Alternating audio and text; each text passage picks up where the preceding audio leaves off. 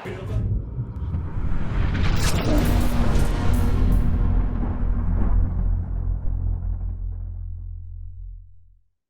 hello and welcome to the Creedcast. As always, we thank you for listening and for your support. A quick note that there are a couple of new shirts on the website, thecreed.bigcartel.com, and we look forward to adding more in the coming weeks. Which Jamie half keyed my brain into, was having a core range of Creed branded gear for fans. If you really do just love us so much that you want to wear the logo, that would be great. As Jamie wants to wear the logo, which I appreciate. So looking to add some of that, just trying to find the right design on a few things. Also, as an announcement, I think I half have mentioned it in the last couple of weeks, but we've got a Patreon that's it's there actually already, but we're going to properly launch it tomorrow with a kind of hype video trailer. I call it a trailer, but it's 8 minutes long, so it's more of a hype video for some upcoming stuff that we're working on to celebrate the 2004. The great year that was, which we're damn excited to get to. So might add the trailer to the end of the video here as well, or you'll hear it on the audio, but you can go and look at the trailer on its own on the YouTube page. It's already there. I just haven't properly pushed it out on the socials yet. But yeah, we're damn excited to get to that. Certainly much more excited for that than we are at the moment about talking about another disappointing, apathetic, and concerning loss, though we're always glad to be here with you. As your Port Adelaide Footy Club went down by 22-point margin, that felt far larger, really. A scoreline of 6 goals 15-51 to 9 goals 19-73. A day for all of the people out there that love tweeting about goal kicking. After holding position in the top four almost until game time, as Collingwood only jumped us by the virtue of their last gasp win against North Melbourne, the end of that game has taken some of the media sting off of probably our performance, I think. We see ourselves drop to 7th and right back into the thick of the AFL peloton. Jamie, you said it well in a message the morning after the game to me. It was bruise-free footy, which is an indictment in of itself. Yeah, that's right, Dave. And hello to you. Hello to everyone listening and or watching. Basically, we graded our first half of the season as I did a B, you were a B minus, and it just looked like a bunch of B graders running around for the best part of 3 quarters. I thought we obviously started pretty well, but it was very short term joy, I guess you could say, and B for bruise free as well. To go on to that, I messaged you afterwards, and that's exactly what it was. We still look like we're on holidays, and the 17-day break didn't seem to serve us very well. No, to go along with the changes that we did and various other things which we'll get into. Yeah, it's brought about a lot of chatter on obviously social media as is its proclivity with 12 years into the Ken Hinkley era. Yeah. Obviously, frustrations. I think at the best of times in the last 3, 4, 5 years, whatever it may be, at the best of times, fans are kind of at the end of their tether because they're just waiting for that next moment where expectations fall short, which is understandable. We're all absolutely thirsty for success and keep seeing the bones of something good at times. You look back to the Essendon game where we just thought we were about to see just the year of a midfield just absolutely take off. And this game really was a deep, deep concern to me. And I put it on Twitter after the game and I said that, between Butters and Rosie, and I don't have any concerns in the long term. I think they're going to be fine, obviously. Players of that caliber don't just fall apart and never get they're going to be fine. And they actually had good moments, and it's few and far between at times. But, Rosie and Butters had 31 possessions combined. Yeah, hope for one of them to be touching 30 or, 25 to 30 is where you kind of want them. Butters averages, I think, 27.5 this year. So he's well below his. Rosie obviously is coming back from some time off with injuries and all of that stuff. So there is a caveat there, but still you would have hoped for more, particularly Rosie kind of looked to have a little bit of a dance step in him early with a few things. But them running at 31 possessions between them, HORNE-FRANCIS not able to get enough of it either with 18. To have your 3 guns to held that low, that's doing quick math. That's 49 between the 3 of them. That's just it's already a recipe for failure there. And then around that, it's just, that the midfield kind of couldn't get it going. The back line was under pressure and they held up okay, but then there were some big mistakes. Mm, Obviously, the Esava Radaglia got given a bit of a bath probably for the first time.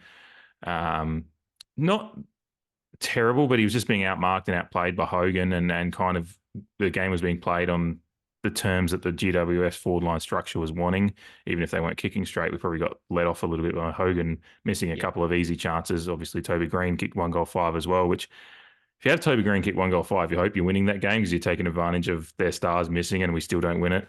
And then Zerk Thatcher had that one where he took a mark and played on, and he shouldn't. He should have. I didn't have any problem with that yeah, one. Unfortunately, you could argue it yeah. both It ways just kind probably, of but yeah, summed up the night in a way. it And did. there were other moments that kind of summed up the night along the way, which you put them all together and yeah, you get what we got. You get what Yeah. you deserve. hmm Yeah. Yeah. Footy. We. I think as a younger person, we do take issue with umpires at times, and not that this game had any issue with that, but as you get older, you start realizing that while a close game can be decided by a bad umpiring decision, you hope you don't want it to come down to that. And uh, particularly a game like this, as you get older, you start realizing that footy doesn't betray what the eye test too often. It often just goes the way that it looks. And you mentioned, and I saw it as well, and friend of the pod and guest of the pod a few weeks back, Dave Lloyd put it on Twitter that you could kind of see the writing on the wall there in the second quarter, and that was what was concerning to me is once the game Yeah. started going, once GWS did get their foothold, you could see that they just had the run. They kind of had us figured out, and they just were probably unlucky to not kick straight. We were a little bit, well, not a little bit. We were in both teams were inaccurate, but the territory battle and all that stuff, all the key like KPIs of winning a footy game were going in GWS's favour in general. Mm. And yeah, it's worrying to sit there in the second quarter and go, I don't see a way out of this unless, even the Hawthorn game, we kind of got, we got lucky in the end. You make your luck a little bit, but Yeah. it's concerning that teams, when they've got their run on, it seems pretty easy to figure us out at the moment. Yeah. I guess, yeah. Like I thought it was a terrible game of football overall, It was, obviously. yeah, yeah. Like it's not one to rush back and watch, that's for sure, even if you're a GWS fan. And props to them. Yeah, it was just that everything we did past quarter time just looked very hard. hmm And uh alternatively, yeah, Giants found some very easy football, particularly in transition, which we've discussed ad nauseum, and other people. I mean, yeah, it's a key kind of attribute to our game, unfortunately, is just how well teams can transition the opposite way.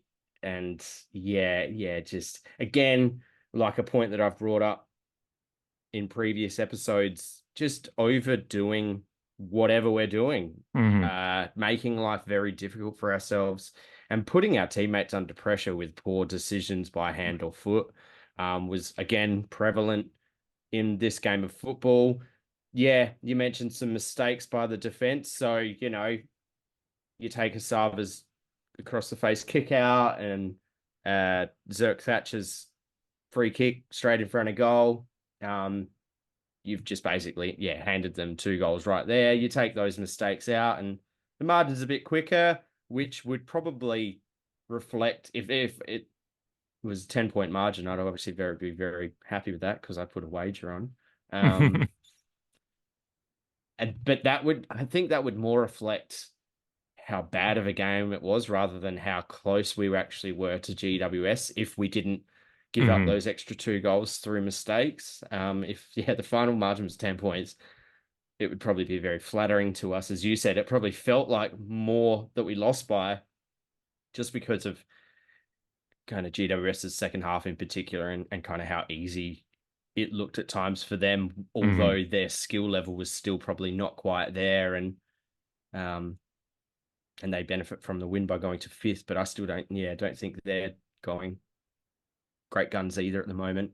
hmm On top of that, they brought in a couple of extra players, which we thought was a possibility, but we were probably erring not on going the to side happen of just not. yet. Yeah. Yeah.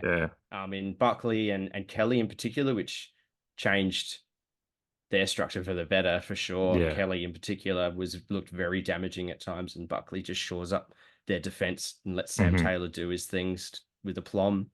Yeah. So yeah, all those in a melting pot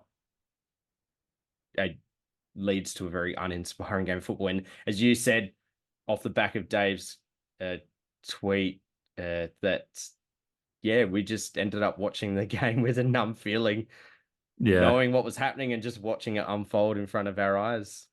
Yeah. In a probably a rare development for me, because I just take dot point notes throughout the game on either on my laptop or my iPad, whatever's in front of me with the notes app, and just keep uh, timestamps of little things that I want to look back on. And I stopped that. The last one I have is when Mitch Georgiades kicks his third goal late in the third quarter. I just stopped taking notes in the fourth quarter. I was just and they fell off as the game went as well, which just shows kind of my mental state as well. I was just like, no, this, Yeah, and it wasn't like I was kind of numb. I was just like, oh, for fuck's sake, we're doing that thing again. Like, the worry that we had going into this one. I mean, again, both Carlton and GWS are both been nervously excited going into them because of like this is when, and then the Carlton one, it was like, oh, we fell away in the last quarter. Okay, we've had a 17-day break. Now this is the time that we show something, and we just don't. So it that was a major disappointment for me, and for a sure. lot of the Yeah, stuff that comes out afterwards is Ken saying the lethargic nature of it, and even Corns is out there saying they just don't look like they wanted enough. Like it's just like what is going like, and this is purely it's just it's a rhetorical question really though. If you have an answer, I'm here for it. But I just like what is going on behind closed doors in that bye break because I felt like Jesus is the perfect chance to reset after going to 8-4, having a little bit of a a like slap in the face in that last quarter against Carlton, but it's not too bad. Like obviously we'd rather win it, but what happened in that 17-day break to come out and play that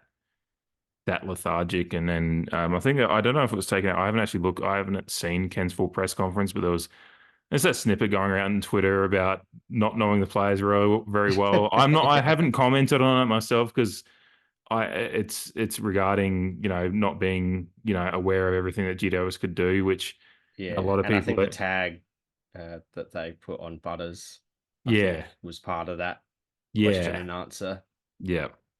So it goes into all and so I haven't commented on it because I don't like doing that without full context. I'm not gonna, and it kind of feeds into the base level of criticism, which usually just goes with some nasty comments that I just don't like getting into. So I left that, but to talk about it with you on here and with the people who are listening because they're generally pretty mature minded.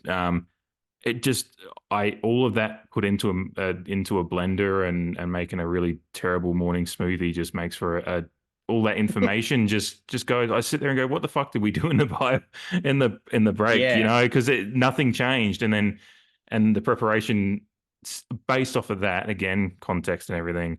If that was exactly how he wanted to word it, I don't know, but it just it just goes into just the lack of there's just something not quite right there in everything, every part of the department. What we're doing to try to figure out the Butters tag stuff. We that's been an issue for a few weeks now, and we just didn't get it right at all in this one. And then couldn't even have someone else take advantage of maybe some free space from Butters being hard tagged. We couldn't take advantage of other runners through with yeah, Rosie or HORNE-FRANCIS or anything. So, yeah, the entire game plan for the day for a team that is decent, GWS are a team that we should be on notice for. But yeah. also and recognize an opportunity. It's not like you're going. No offense to the GWS fans that do turn up, but this isn't a cauldron of footy. It's not like you go into a Collingwood game with 60,000 to 80,000 Collingwood fans screaming down from the rafters of the MCG, really putting the pressure on. That's a low pressure situation as far as the environment goes. You've just got to face your opponent, and we just didn't prepare well for it at all. Yeah, and I I gave found you a lot there. I the realized I talked for about 5 minutes there. I'm sorry. that's okay. That's okay. I definitely have my fair share of moments like that. So, uh, Well in from you. But yeah, just on the note of being in on their home ground for the first time in a long time. I actually Didn't someone said realize that that. yeah, because I actually thought we played them there in 2020 during the COVID years, but they'd since Sydney had since gone into meltdown and they'd actually moved up to Hmm. Queensland by the time we played them. So we played them uh on the Gold Coast, Yeah. So which I confused, but I found the songs and the sirens and shit from the ground very annoying on the telecast. And yeah, with less than 10,000 spectators, there was nothing to drown it out. And yeah, my buddy in yeah, it just Port, adds to the frustration of it all. my buddy in But Portland yeah, messaged me, yeah. and just said, Who what the fuck who is was that that? song?" My buddy in Portland, he's a Port fan, but so Yeah. he's watching at the same time as me, and he'd been out drinking all day because he'd been down to our old college stomping grounds for a baseball game.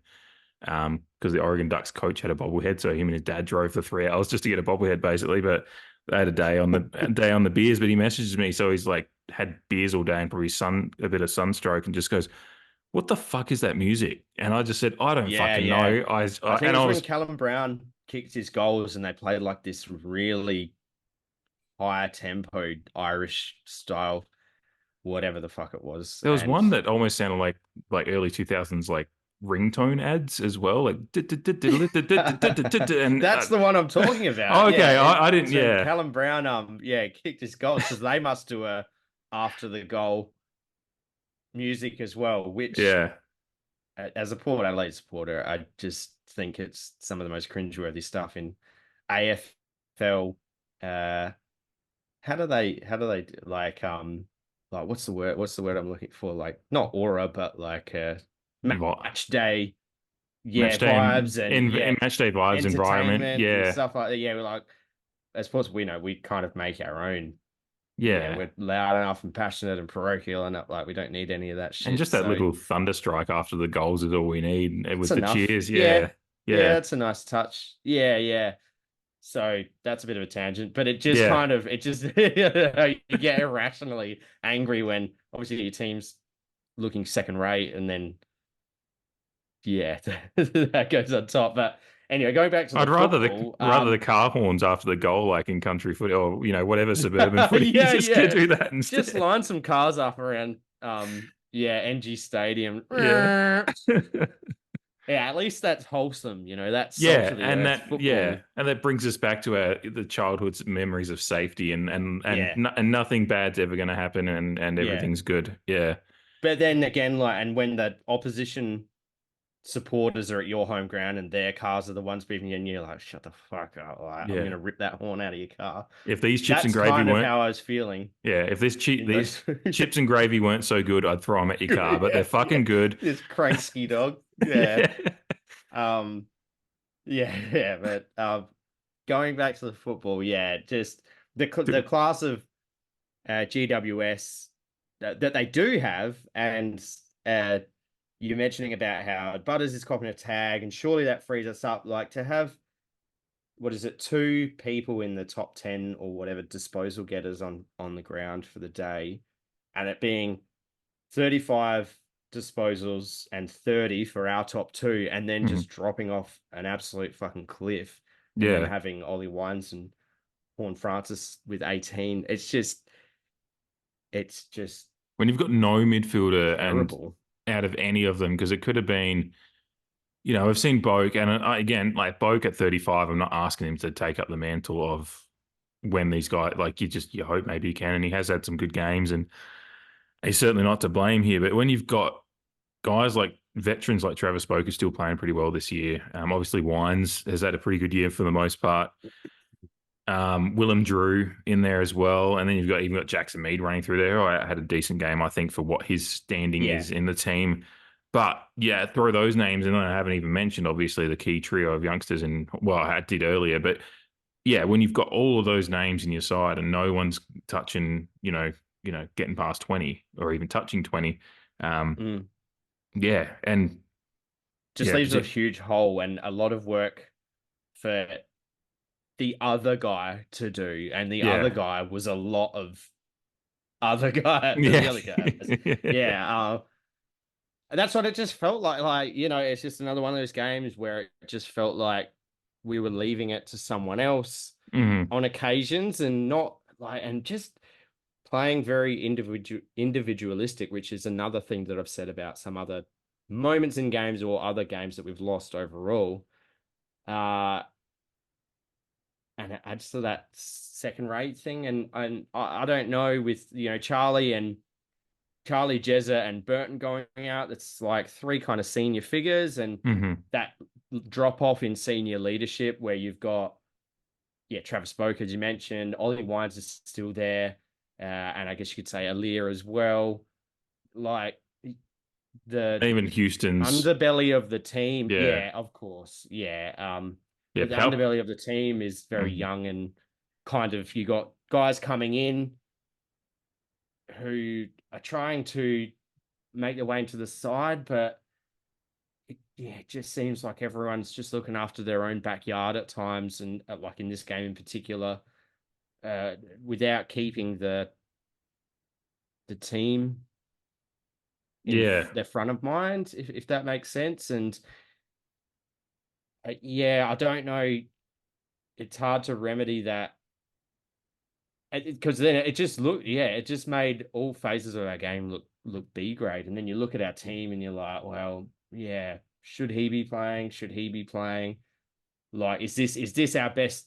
Is this the best team that we could put on the park? And people will have varying mm, views on particular players, of course. And I don't want to necessarily single anyone out because yeah. Because I some of my, our fringe players getting opportunity at the moment with, Dixon out of form and Burton got injured, which was surprising to me. And mhm.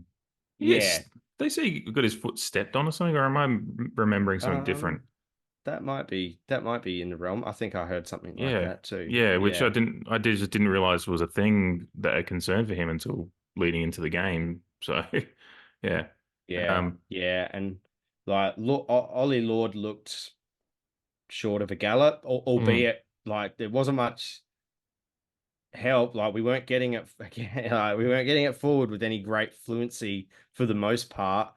yeah. And I mean, Mitch had to work really hard, and kudos to him that he is healthy, and he'll get some chatter later on again as well. But he had to work. He had to work really. There was one of those leads into the pocket that I think he kicked the second one for that you could just in the background watching on TV, you could see him working his opponent and really working into that space, and you could just see he's confident in his own a bit. He's got his confidence back after the injury. Obviously, Ollie Lord's younger and less experienced, and obviously probably a different type of player as well. He's not going to. Mitch does move quite well, so but he still had to make a lot of his own opportunities, which um, you want players to, or you want the ball to be coming, as you said, not coming in easier. So yes, you want your forwards to make the opportunities, but you also want the kind of symbiotic relationship between the forwards working well and the delivery coming in well. And then that's when you get that glut of opportunity to overwhelm with scoring opportunities. And we just didn't have that because as you said, yeah, Lord's underdone, as we've talked about a bit, and you've brought it up a few times about the repeated buys at the wrong times as we're trying to get him some, reps under his belt. Uh, yeah, yeah, and I just think the overall game plan, how it was set up on the weekend anyway, and I guess in these kind of games is setting a lot of these guys up, particularly when the guys are coming in the side. We're a bit in flux at the moment with selections and guys coming in and out, guys getting injured, guys getting suspended. We'll talk about that in a second, actually. We're recording this. It's currently 3:38 p.m. Tuesday, so obviously the Zach Butters hearing hasn't started yet. I think that starts at 4, but we will might have a quick look at that as we in a break in a bit, but at what's possibly happening. But yeah, well, I think we're with the flux in the side, we're just and a little bit of the.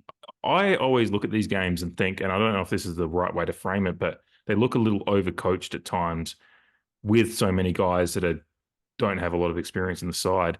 They look like they're worrying about what their instruction is rather than kind of reading the game on its merits at times, which you do want players. That's what good AFL players do understand the game plan and their own abilities and be able to kind of execute both in a fluid motion. But we sometimes in these ones, a lot over the years, might the first thought that comes to mind, and again, I don't know if it's the right way to frame it because I don't want to be too harshly critical or be constructively critical in the coaching, but they just looked overcoached and like overthinking things. Whereas GWS kind of, and they've had players come in and out with injury a little bit over the last few weeks as well.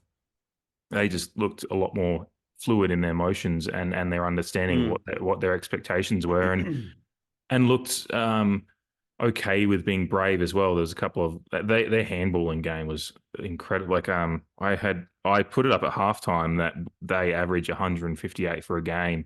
They had 99 at the half, which is I think we average 127 for the year, and I think we hit that number about that for the game. So they were pretty much close to our average, and they just. And it's not the disposal numbers are a key indicator, like, because there's some teams around us, but we're 16th in the league for disposals, and a few of the ones around us are the Eagles and Richmond. Collingwood aren't too far above us either, and you could talk that they play a half of football, and that's all they need at times. But yeah, we we just their bravery in those moments with those handball chains, and it's something that we do well when we're on, but as I've said, I think we've talked about a few times, the gap between when we're on and when we're off is too large at the moment. And that's what you saw with this one, I think. Yeah, Yeah. yeah, and like I don't know if disposals as a singular stat No, as I said, it's comes good. up a lot because like it's pretty well known now that we're going from a more corridor based Mm, game plan and particularly transition. So if you're using the highway in the middle of the ground, you're probably using less disposals to get from A to B. Or you should you should be using yeah. less disposals, whereas some teams prefer to kind of utilize the wings a bit more and whatnot. So yeah, and the other thing I would say about that and their handball chains and some of their chains of possession around the ground is I think we made it. It was made to look good because of the lack of defensive pressure that Mm, they were facing a lot of the time. Like the amount of broken tackles that I was like, our tackling pressure was fucking atrocious, and yeah, defensive marking was off to a high mm. degree. So yeah, they get the ball back and it's And guys yeah, would, very fluid. They've got teammates helping them out, and that's effort on both ends, like them and us. Like they had teammates willing to help out, and our defensive pressure was just almost non-existent at times, and leaving a lot of work for our true defense line to mm. absorb a lot of pressure. Uh, yeah, it's just again, like I don't know. We won't know how tangible that 17-day break was in regards to our performance until the next probably 3 games are over Mm. that we play.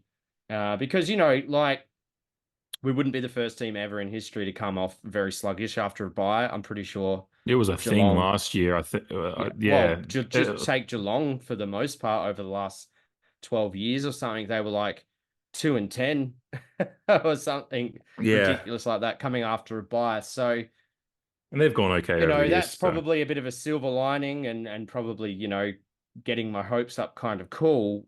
Uh and yeah, like it, but it puts a lot of pressure on us now to respond and mm, in a patch where we assessed in our mid-season review episode, there's no if you're judging purely by ladder, there's some that look straight up and down, but like as we all know, and as everyone listening should know, it's just not that simple.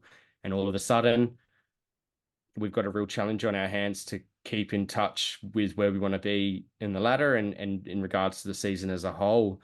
So whether we were sluggish because we had too long of a break, which is mm, what I'm hoping that this game is due to the fact that we had 2.5 weeks of playing no football, so basically had like a mini preseason. mm. But you're right, going back a way to uh, when you were saying that in that time you would have thought that we would tinker with a few things to our positive, and it just kind of seemed very, very, very standard.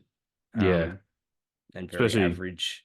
I was just looking at the contested number was just in front of me as I was scrolling through the stats, and we were minus 19 in contested ball again, which is it's just like I've said a lot, we're not the team that wins, but we need to at least be around par or around, sorry, wherever the other team is at. And when we're losing it by more than 10, usually is a pretty indicative of how the game is going to go. We don't see too many games. We sometimes in a game we win comfortably can lose it by 2 or 3, because Yeah, basically yeah. something. But in a lot of these losses we have against teams around us, it'll often be double figures, and it's just it speaks to the bruise-free footy nature of it. The other thing that was really disappointing about it, and we talked about it in the turnover margin, was something we talked about in the preview, because GWS have shown a propensity for turning the ball over. I think they're averaging almost 70 turnovers a game. Our average was around 62 a game, and it completely flipped on its head for this one. I think we had 69 and they had 58. So um, I'm just trying to find the stat, but I think it was about a plus. It was minus 10 or 11. So Yeah. it completely flipped from the other way. Like if it had gone at average, you might have seen a bit better, like a little bit tighter game. But we burned the ball, and obviously there's some major ones in the Asaba one and whatnot. But it's just those little things. Disposal cleanliness is just. We have those games sometimes where there's a few players that but you get picked up by the likes of Butters and Rosie. But just when those guys weren't operating well, and at pretty terrible disposal efficiency for their standard, although guys at the general for the amount of possessions they had, you would have expected better, because if they're getting 30, 35 and they're running at 58, 70%, then you go, okay, they're getting a lot of the ball. That's what happens. But when you're getting that little of the ball and you're still turning it over at a fair rate, or not disposing of it well, Mm. and yeah, beyond that, it's the stats all just make for pretty um terrible reading, unfortunately. It's just Yeah, yeah, absolutely. the And we marks in signaled contested possessions in our preview because mhm. overall, a lot of our other statistical markers looked in good shape in comparison to GWS. And I think we won center clearance on Sunday, but I We was got just flicking smashed at through the the over. stoppage, I think, didn't we? Yeah, I was Yeah, I just mean, there was flicking those through the two overall. goals that they scored off of like boundary throw-ins and Oh, stuff. and Yeah, again, that's just part of that defensive pressure. Like, yeah, now they highlighted it in the commentary after I think Brett Daniels. I can't remember who it was on. I think it might have even been Farrell.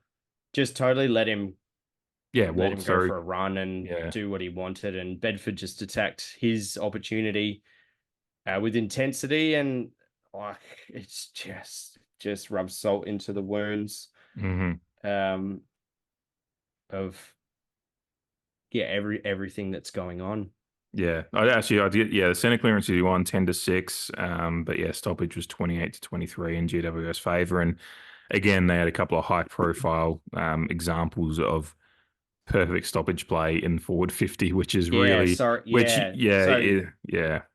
I think what I was going to say is I was flicking through the overall summary from the game and hmm came back. I think it might have been in the third quarter, or maybe I can't remember. It was an isolated event, but basically we had a high center clearance uh, dominance, but we like didn't score a goal for that period of time. hmm It was directly from center clearance. So it like yeah, it's great to win them, but then there's obviously a breakdown somewhere along the Yeah. line, and like it one of few things we win, and if you're not benefiting from that, like yeah, It's funny how the eye test, and I talk about that a lot, because I was surprised to see that we won center clearances, because it just didn't feel like that on the watching, and I think it's because mm, we just didn't get there wasn't that many quality ones. We'd kind of take it out of the center and sometimes go so I can't remember if we went so there was yeah, just a few that we just didn't really yeah,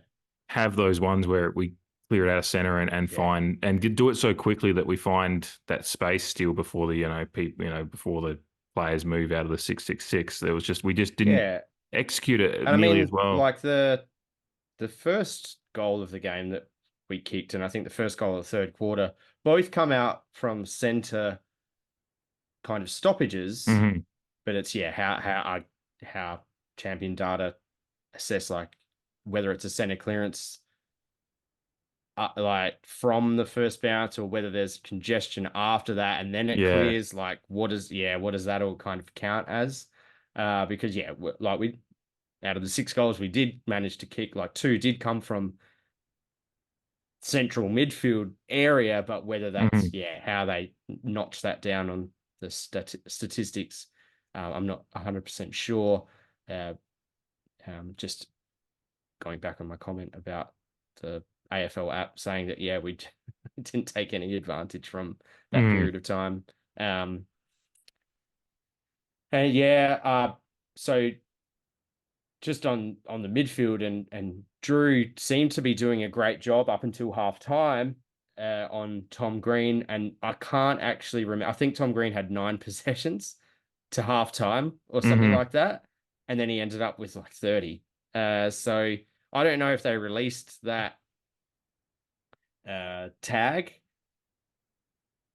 and if they did, like, why? Uh, if it's working, maybe they felt they needed more of the other midfielders in around stoppage and whatnot, and we're giving Drew less time at stoppages that Green was attending. I'm not 100% sure, but yeah, to get 21 disposals in a half of football, like, Mhm. just disappointing that it started the way we wanted it and Yeah. fell off, which, Especially that was what was first quarter started how we frustrating. wanted it and then dropped off. Yeah.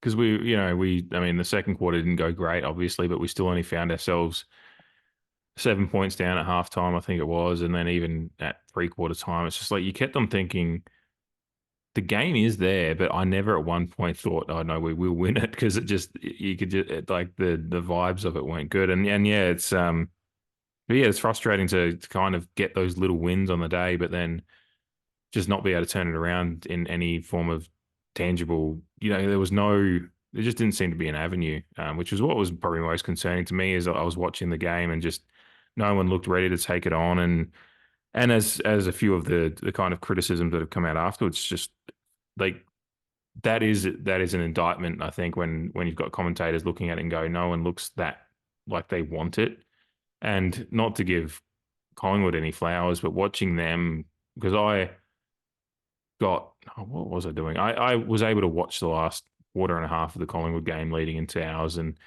watching them come back from yes, it's North Melbourne, but coming back from 8, 9 goals down, it was not 54 points in any game. It doesn't matter. It still requires you to play in a brand of football that's brave and attacking it and quite invested as well. And for those guys to knuckle down and come back against North Melbourne is really impressive, and they just overwhelmed them. And we didn't have nearly as much of a, a depth of the deficit wasn't nearly as much. Yes, it's a far better team in GWS, and that they are a team that has played some pretty good footy over the last 12 months.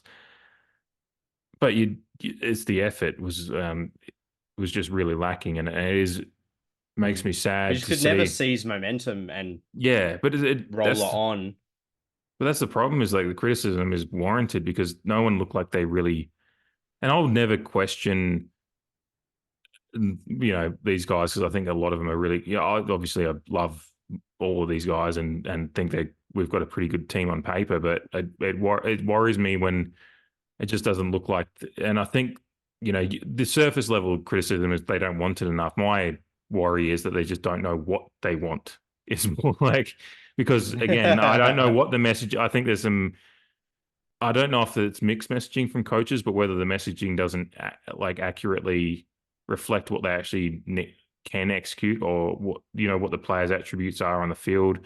We've brought in some defensive recruits that we like, but they're just being left to dry a little bit. So again, that's messaging Well, and they're versus not the finished product yet. yeah. So but you need to work with what you've got, as far as Yeah, coaches go as well. So what are their messages they're giving them versus what they're yeah. actually able to do on the field with, the disconnect that's happening sometimes between midfield and defense, and how the ball comes in and what they can do. So that's my worry is like, I don't, yeah, the surface level thing, and I do agree with it. They don't look like they want it enough. Well, I agree with the fact that we deserve that criticism, but my read on that is actually No, they're AFL players, and a lot of these players do profess their love for the club, and a lot of them have signed on, so they're invested in the project of being a Port Adelaide player and trying to deliver that next premiership. But I don't think they're given the right tools to do it, and as such, that's how it manifests for the criticism. Is they look like they don't want it enough, but actually, I just think they don't know exactly what they want to do, and that comes down to the coaching. And again, that's Yeah. constructive criticism. I'm not trying to pile onto the the dark side of the criticism of Ken Hinkley or whoever wants to come after Chad Corns or whatever, and because you just shouldn't abuse people on social media that way. But I understand that I understand that frustration. I just don't agree with. I Yeah. always like to Everyone's say, frustrated for yeah, I sure. always like to say Yeah. that because anyone that's new to the podcast, um, listening in, I want them to kind of understand my ethos to how I criticize. Because some people call me an apologist. I'm not trying to be that. I'm just trying to be constructively critical of it without, Oh, I mean, I've already said yeah, that I'm some ways of yeah, some length of the way to being a apologist to the club. But yeah, like I've said before, and again, any new listeners, hello, thanks for joining us. But yes, yeah, it's especially just this better for your week. mental health to have a certain level of apologists to you. Yeah, Like, it's better than knocking your head against the wall repeatedly. And like we kind of touched on in the last episode, I think the mid-season review, like we run a podcast, we have to hold out hope, and sport in general, you have to hold out hope that like the tide will turn, and some of these positive things will start to be reflected on game day. hmm But yeah, I think your comment on looking overcoached at times is an apt assessment, because I've said it. I think it was upon reflection of the Hawthorn comeback is, like, and wet weather football in the modern game, like, because professional football is so overcoached and everything is coached to the nth degree, like you just see these robots on the field trying to play a game plan that doesn't match up to, like in the Hawthorn game, it was the weather conditions on the day, and hmm like how like a person who by and large has been playing football their whole life can't just go, oh, it's wet, so I'm not gonna do this handball chain that we've been practicing. Like I'm gonna actually just go for territory. And you'll often find that it's once teams are behind because they've tried to play that overcoached way that they strip it back to basics, and that's more or less kind of how we got in back in the game against Hawthorn hmm is, and you see it all the time. Like I was just once talking about teams have, Collingwood on the week. yeah, All they yeah, could do was throw exactly. their kitchen sink at it, but they looked like Yeah. they wanted Strip it to, back, and there was go back to confidence in them. basics, Hmm and just trust your football instincts, whether that be in the contest, with your disposal, whatever it may be. Yeah, it's not until you're backed into that corner that you play football kind of in its purest form. hmm And again, like I was saying Chips about and the gravy form, underbelly. Hmm, chips and gravy and horns yeah, on a that's Saturday enough of form. that. Yeah, that could definitely go chips and gravy. One of Oh my favorite yeah. um hangover cures. But that, like I was saying before about the underbelly of our team, it's actually quite young. Like, and with young players, obviously in game and within season, they're going to have peaks and troughs that are a bit larger than some of the more seasoned veterans. And that's why Geelong, by and large, with their ethos of kind of that bringing in experience and kind of relying on that, is because you know what you'll get. Like you'll get a hmm stable performance more often than not.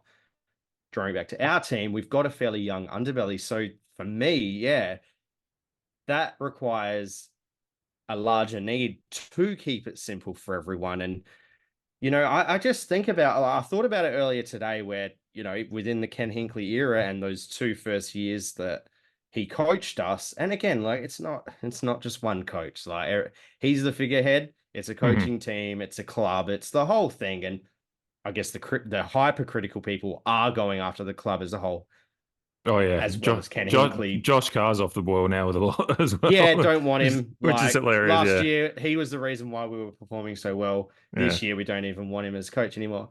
But yeah, I was just thinking back to those first 2 years, and I'm pretty sure again, this might be just glorifying kind of a memory from 10 to 11 years ago, but it was a game plan that wasn't based on skill. It was just based on effort and Mhm. speed.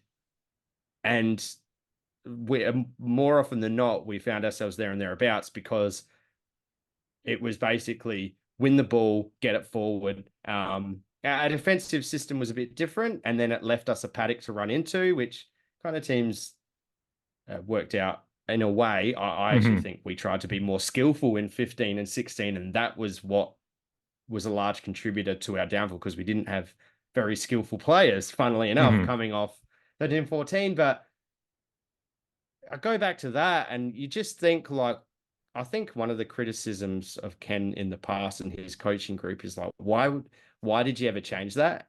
In that initial period of time. And it's Mhm. kind of like, for me, it's like, well, you've got a young team and there's some parts that haven't played their, you know, 50 to 100 games together now. When you think of Dill Williams coming in, you're trying to get Evans into the team to get some experience and stuff like that. Jackson Meads, obviously, Jace Risen, Burgoyne. Burgoyne, Yeah. like, yeah, you've got all these parts. HORNE-FRANCIS is only fucking 20. Yeah, he's Like, you only need to just played simplify game it, 50, in my right? opinion. Yeah. HORNE-FRANCIS, Yeah. And yeah, to be against fair, North the Melbourne. first 16, 17 of those games was at North Melbourne as well. So it's not Yeah, like he's only played, 30 odd for us. So for yeah. us. Yeah, Yeah. yeah. And I think Mark Bickley was on the radio either today or yesterday, and he was saying that like due to Rosie obviously being out with injury and whatnot and having a bit of an interrupted kind of 6 weeks, and Butters receiving a very hard tag. Hmm. Like, it's just meant that HORNE-FRANCIS is our best midfielder, and as a 20-year-old, like, that's a heavy burden to carry. And look, he puts in max effort, and you can't deny that. But at the end of the Mm. day, he's still a 20-year-old, and like, he didn't have his best game on the weekend. But He's still still, in saying learning that, there were so much moments about the in it. game. Yeah, there were Yeah. still moments Sorry. in it. Like, even in the fourth quarter, like, trying to gain momentum, you got to flick the dominoes and hope that they knock each other over. And yeah, he had a couple of shots on goal that he missed, and it's just those little stop gaps. And but yeah, I that the note on just overcoaching a team is definitely something that I've thought about since the game, because for whatever reason, we're getting the ball and even in space and trying to link up with handball, and then for whatever reason, we'll handball to another player under pressure when we could have easily just gone inside 50, Mm. which then, on a separate kind of domino line, that works to the positive of our forwards who desperately need some space to work into, like Todd. And I mean, Todd had 4 shots on goal. Like, yeah, he obviously copying some criticism because he's not converting as well as he used to, but Hmm. he's still doing enough, right? But again, he's having to kick from pockets and 50 meters out and shit like that because there's those breakdowns in Hmm. other parts of the field. And I feel overcomplicated through overcomplicated gameplay. Yeah. Um, You if know, we're going to Todd. get anywhere, Yeah. we need to find a way to calm everyone's minds down and Hmm. simplify it, because we're just going to be running on a hamster wheel if we don't make that Yeah. change. Todd, I had a thought after, and it's only as I've mentioned at the top end, we're doing some 2004 stuff coming up. So I've been watching a lot of 2004 content, which is good for the mental. Um, it just and thinking about Toby Thurston's career kind of reminds me of that. Like, kind of he can pop up, but it's just like Thurston's had some criticism at times as well, and but was a beloved figure, I think, by the end of his career anyway, and certainly is now. I think I saw someone, Well, I'm playing a good game in yeah, a grand final helps too. cat dog. But you brought up Ken Hinkley's early time. Did you see? It popped up on social media just this morning for me. Tom Jonas popped onto someone's podcast. Trying to think of the name, but it's called Two Worlds Collide or something like that. Right, no, I haven't And they seen are that. the guy. I'll send you the clip afterwards, and I'll share it in our on our Instagram story as well. So keep an eye out for that. Um, But he was asked about the early years of Hinkley, and he just said it was like the first year was authoritarian. He said it was. He said it wasn't actually that Right. much fun off the field because like Hinkley came in, they changed everything, and it was very much you need to. This is the way you need to do things to change the way we've been. And he said it wasn't that much fun off the field, but we actually were having a lot of fun because we were winning games. We hadn't done that much of it, so it gave No. me it was an it Oh was an no. yeah. He said it was an interesting insight because I was like, so that was and coaches have to develop and change over the years with the growth of a group and how you've developed that. He had to come in and instill his way, but it's just it made me wonder if it's just like has he gone away from that too much with Yeah. some of this group. But again, coaches have to do, you can't stay the same way. You talk like college football and college basketball coaches over in the US. We'll talk like the ones that have been there, like, you've had your Nick Sabans who just retired, but he's, was at the same team for 15, 20 years and they're coaching college kids. Um, and different coaches over the years of, I think Mike Krzyzewski at Duke, I'll probably just butcher his last name, but was it Duke? Yeah. He talked about having to, change the way he communicated with players because he was there for 2 or 3 decades. So he was there with the advent of cell phones and the advent of, I just said cell phones, all the Australians are going to hate me. The advent of mobile phones, the advent of social media, all those things, and how to change how we communicated with players. And it's kind of, so it's a little bit of a tangent, but Hinkley's been there for 12 years, so he's probably adjusted the way he's coached and communicated, and because he came in, had to put the authoritarian thing down, change the culture a bit, but then Change the behaviors. yeah, but then has it as a I don't say this exactly negatively, but he's probably softened as he's come in and gotten to know the group and instilled his culture and did some of that stuff. Is there just some of that magic secret sauce that he just came in with in that first year? Just I just thought it's only come up today. It's not something I just thought it was interesting that Tom Jonas used the term authoritarian and said that it wasn't that much fun, but because they were winning games, they had fun and it helps change the Yeah. culture. And Um, the end kind of justifies the means a little bit. Yeah, yeah. I mean, that first final series in 2013 was we beat Collingwood, then went down to Geelong. Was it the other way around? Did we beat? No, we No, yeah, beat. that's right. Yeah, we Yeah, beat played Collingwood. Collingwood Yeah, in the G. and then but then the next year we had that oh so close magical finals run that ended in heartbreak at the G in the prelim against the eventual premiers. And I always maintain that Hawthorn played their grand final in that game against us because they had a pretty easy day the next week. So Mm, um, but yeah, that's sorry, that's a big yeah. tangent. But you just brought up that, and it was interesting that Jonas that video popped Yeah, I up mean, today. I think, yeah, if you read between the lines, like people have, because Ken obviously has a good personality when talking He's to a players coach. various people and media and Yeah, whatnot. But people have still said in the last 10 years that like they've copped some fairly serious praise from him. So, we saw him uh, in Dixon in that Frio game, and the commentators were having a great time with yeah, it. There was yeah. he has the propensity for it. I mean, coming off the back of 11 and 12, like some behaviors needed to change. Like Yeah, it's yeah, and like as everyone has reminded everyone, like he's had his own lists a couple of times over since then. So now you don't need to be as authoritarian because you're not changing behaviors, you're hmm instilling behaviors. yes, And yeah, yeah, like you're alluding to, uh, like leadership styles change in any vocation, like over time. hmm So, I think in the mid or early 2010s and late 2000, it was still a bit more of the like coaching teams were still in vogue, but I think coaching teams as a whole do work more as a whole now than they did 10 to 12 years ago. And it was hmm more on the head coach to like be the main figurehead and be the one changing those behaviors and whatnot. Obviously, with assistance from his assistants.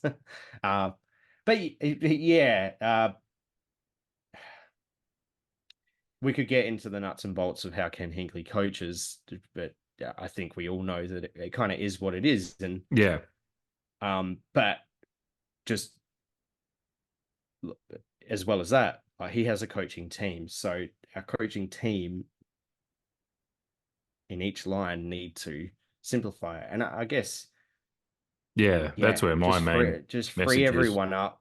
But I said in our mid-season preview, like if Dixon's not going to be there, like I do genuinely think that it's going to hamper our hopes for a premiership this year. And Mm, yeah, like I also said, I don't think that that closes our premiership window because we have a tight, talented, young underbelly of players that will keep us competitive for many hmm years to come. But we want to play finals this year, and we want to win a premiership. So there's still enough pieces, and we're going. Yeah, what is it? Round 14, just gone round 15, and Yeah, we're going I into think 15. I think the biggest thing is that we're not settled. Apart from our defensive line, um, and with like Rosie being injured and whatnot, and a couple of moving pieces there, it just all of a sudden we look unsettled because Hmm there's new faces and magnets kind of being shifted a little bit, like Sava up forward, and I He, he kicked away. He kicked it a great goal. I'll kicked a give him that. goal, and is that a yeah?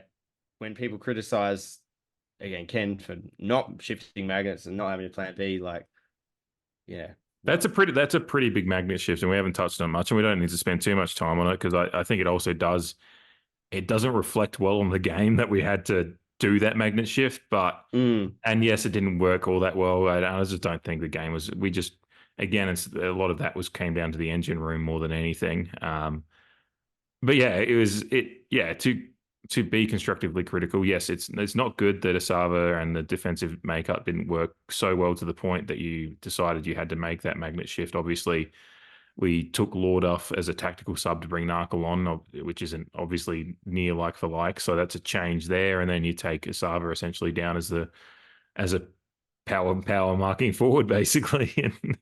mm. And yeah, he does pop up with a mark and kick a goal. But yeah, it both I yeah it is good in game trying things. But yeah, it's just we don't we try a big.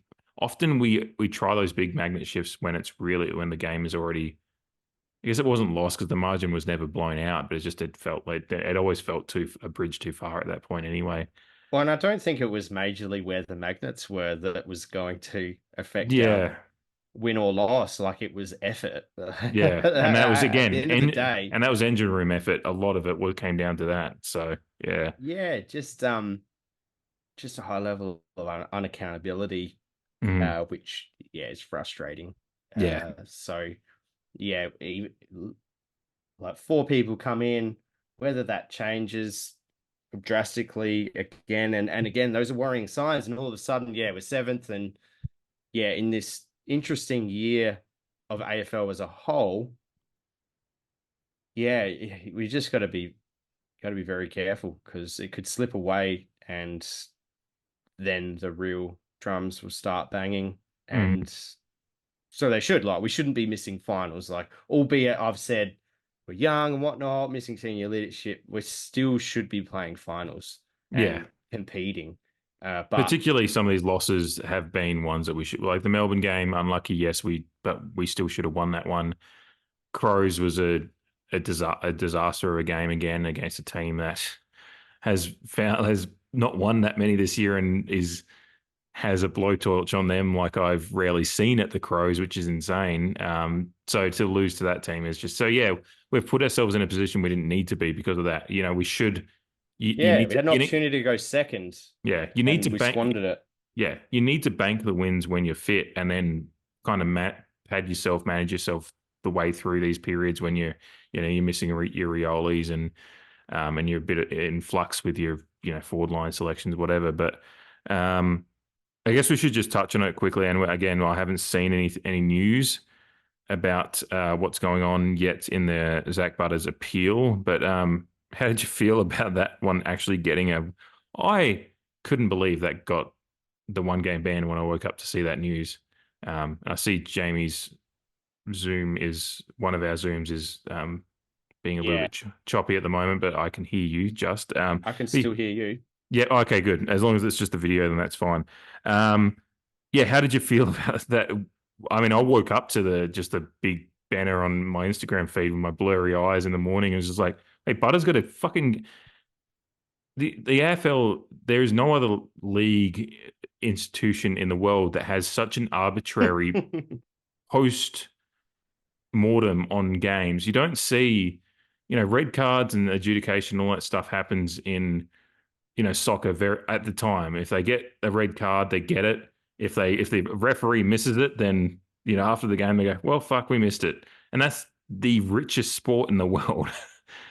Yeah. You have flagrant fouls in the NBA, but you rarely get an instance like that wouldn't get a real post game post mortem from NBA or any sport in the US. And I live over here. I watch it.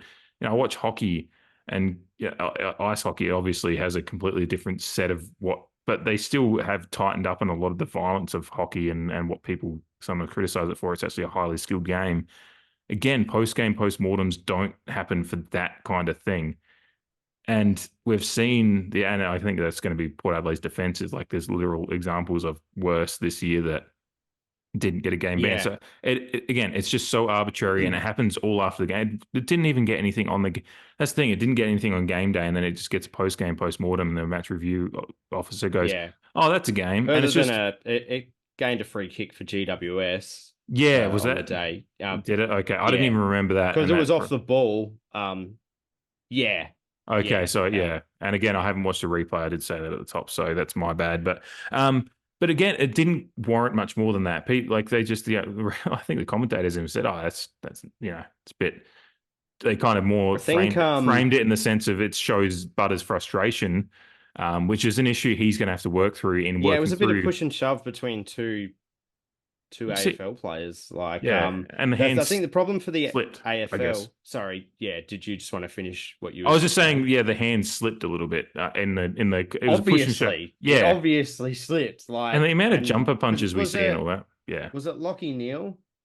Um, Was that last year in the finals? Was that oh one? no, it was something earlier this year because actually Lockie Neal got punched in the guts by whoever it was. And there was But Pendlebury copped him in the guts, didn't he? Pendlebury, yeah, but I think there was something in a different game. I can't remember, but it was one of the first where Was there a Jesse they Hogan one? they That's the one they're talking yeah about, is went to possible. like whack someone Yeah. in the shoulder and it like slipped up and got him in the head, Mm. and I think it ended up getting overturned. But I think the problem for the AFL is that they try and be a public beacon for societal norms and changes and whatnot like that, so they have to be seen to be hmm changing behaviors in society without just taking into account like sporting People by and fervor. large understand that the sporting field is heightened emotion. And yes, there's the egregious incidents, like obviously, going to the complete extreme, like, Andrew Gaff on Brayshaw or Barry Hall on what's the fucking eagle that he completely knocked out cold. Like that kind of stuff but we all know that it's bad. Staker. Staker, that's the one. Yeah, I can see his face just going down, and that stuff's bad. But That's a punch. Like that's a punch. That's yeah, but the like common you've sense, punched him in the head. yeah. Like this is. But I assume 99% of fans watching that Butters incident went, "Oh, it's a bit of handbags at 10 paces kind of stuff that slightly Oh, slipped." that deserves a free kick. Yeah, That's and no every one had an issue. normal person watching football Yeah. would go, ah, you got sucked in with the push and shove, and yours went high, so you give away a free kick. High contact. hmm But the problem with the AFL too is they give the MRO this framework to stick in, and he goes, "Oh, you made high contact, so There's within not this framework, without and there's no room to the go." common sense. Yeah, Yeah. it seems so. You've got to go to the tribunal to prove that. Yeah, this very minor things that no one should really be talking to past the free kick. And like they love it. The AFL absolutely fucking love it because we're talking about it. hmm Dipshits on SEN are talking about it. They're Mark talking Robinson about it on AFL 360 every fucking week. Like David Zeta, great guy. Really enjoy him as a person and a media person. His career based on this whole fucking shambles that is the MRO and suspensions and all that crap. His career has just shot through the roof, and Hmm. good on him. Like, right place, right time. You take Also, your opportunities when yeah, they're there. buy your shares in Schnitz because he's basically Because yeah, he's they've just grabbed bringing them along with him. they've grabbed onto him like Seth Rogen grabbing onto Jay Baruchel at the end of This Is the End Mm. and just being like, I'm going with you.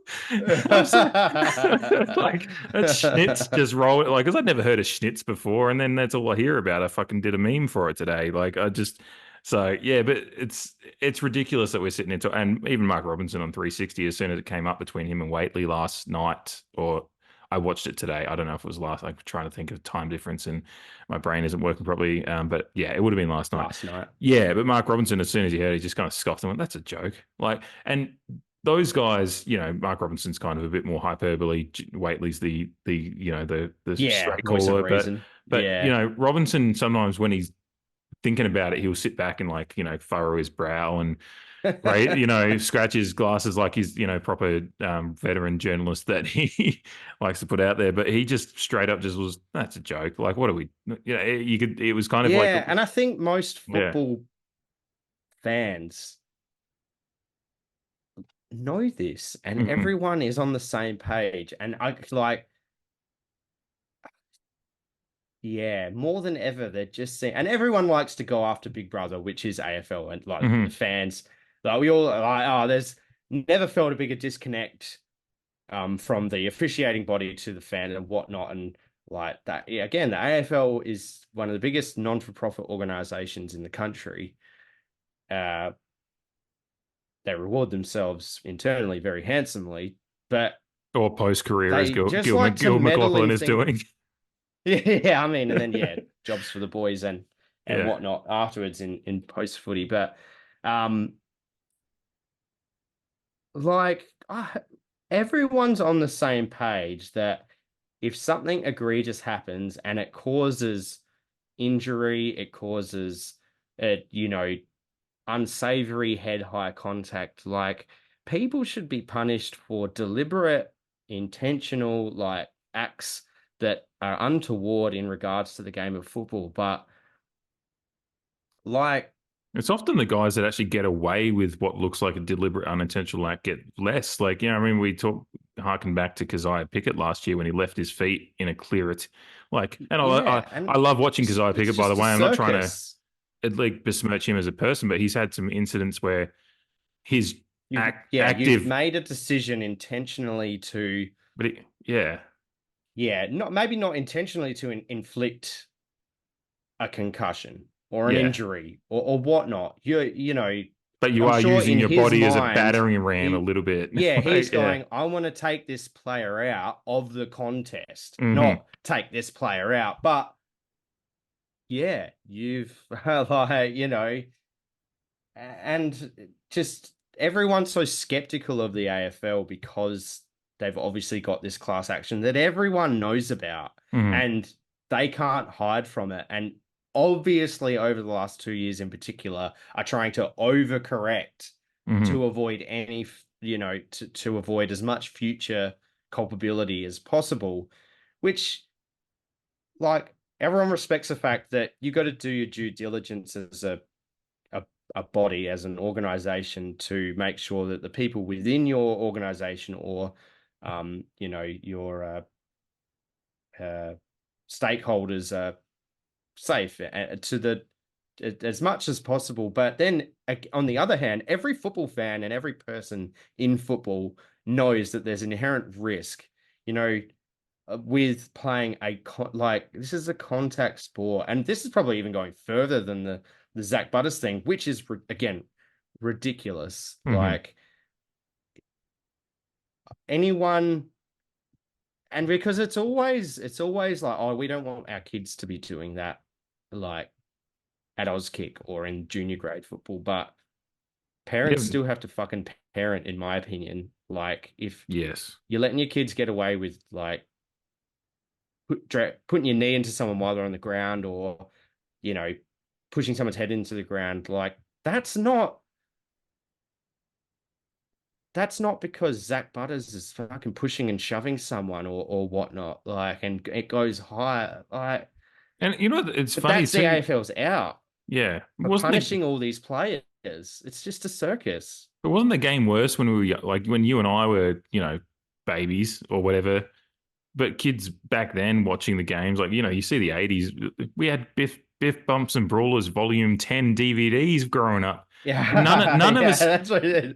None That's of us, ridiculous. none Like, of us did yeah, any of that shit. I got given them for Christmas because my parents would just buy me AFL gear for Christmas, and I don't think my parents ever, because my parents are great and they're always encouraged, non-violence and everything. And my dad always said, at least make sure if you have to, make sure they're the ones that punch first, just punch back harder. That was his thing was I'm like sure if a lot of all other especially young avenues, boys have been told that in yeah. the past. Yeah. But they did always advocate for, but then they give you those things. And then, when you're watching the footy, we didn't, but we just, yeah, we grew up with a worse, by comparison, a looser tolerance for that. So society has moved forward. So why do we but then we're trying to even tighten up more on it is, as kind of what your point is, it's just, it doesn't make sense. We know now. And we kind of knew back then too. I knew what was wrong, Yeah. even though And no one wants brawls on the football field because, yeah. I mean, like, as Derek, funny as it yeah, is in retrospect, like, yeah, there's those DVDs. Like, we do want the game to kind of, like, we do want people to get on with it. But yeah. Even the line grown in the sand adults are, one was that 20 yeah, years. It's almost 20 years ago now. it'd We be in that always, realm. yeah, and that's if people are just Google or YouTube line in the sand, it was Hawthorne Essendon. I think it was mid 2000s or maybe early Yeah. 2000s. Well, it was when Matthew Lloyd and Brad Sewell were playing for their Yeah, respective clubs. yeah. So So that's mid in that 2000s area era. of Yeah. time, yeah. Um, yeah, I remember watching in awe, just like, what the fuck is going on? But I knew it was wrong. I'm 20 and I'm a Mm. fucking idiot at the time, and some would say I'm still now, but I think I've improved at some respects. But we knew it was wrong. And like all of this stuff, 99.9% of the footy fan knows it's wrong. Yes, you have the social media warriors that sometimes they shout louder than they actually are, and as far as their density and population, but most football fans are reasonable people and understand what's right or wrong. Zach Butters having a little push and shove, and as I said, I always use the term. I think it's come from some soccer fans in England. I'm friends with. I always talk about handbags at 10 paces. It's just like this stuff just doesn't matter. And yeah, hopefully we're talking about it. If you're listening to this later on, um, Yeah. our Zach expect might just get off anyway. yeah, So yeah. but I think it's But it's worth the fact talking. that it has to go to tribunal. It just Yes, adds to the circus nature of the AFL and yeah. their adjudication of incidents. And I think I've talked to you. I can't remember if we've talked about it on podcast or off, but I think the big elephant in the room for all this stuff is, and we've seen it in the Rising Star Award already. And one thing I want to do with the Patreon is put some just 15-minute random bits of me talking about these issues, because sometimes I don't get we talk about Port here, but you know the elephant in the room for all of this massive change in adjudication is that the Brownlow Medal and the Rising Star are going to be significantly impacted by this going forward if you don't change the realm. Like, because I actually never realized that the Rising Star had. I thought the Rising Star was just the best young player in the competition. I didn't think that had to have anything to do with Yeah. Who fair. had the best year?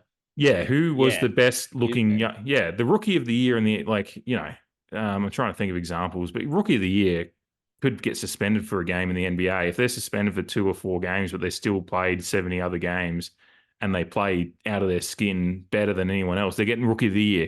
yeah. That's the way it is. So I don't, yeah. And then the Brownlow medal, Butters, I think obviously we've just talked about the midfield's dropped off and where he's at. But if he has a blazing last 7-8 games, he's the kind of player that picks up votes. So yeah, it's just like, if this thing, as it should be turned over, we think.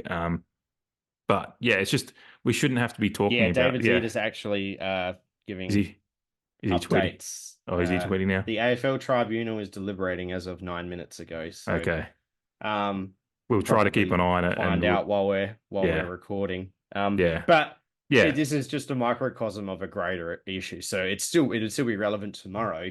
Hmm. Uh, like, it's just pathetic how we're talking about Port's game plan seemingly being overcomplicated, just how over officiated some of the shit is from the AFL. And everyone kind of has the opinion that it's all just to protect them anyway, with some regard to players who are egregiously concussed and things like that.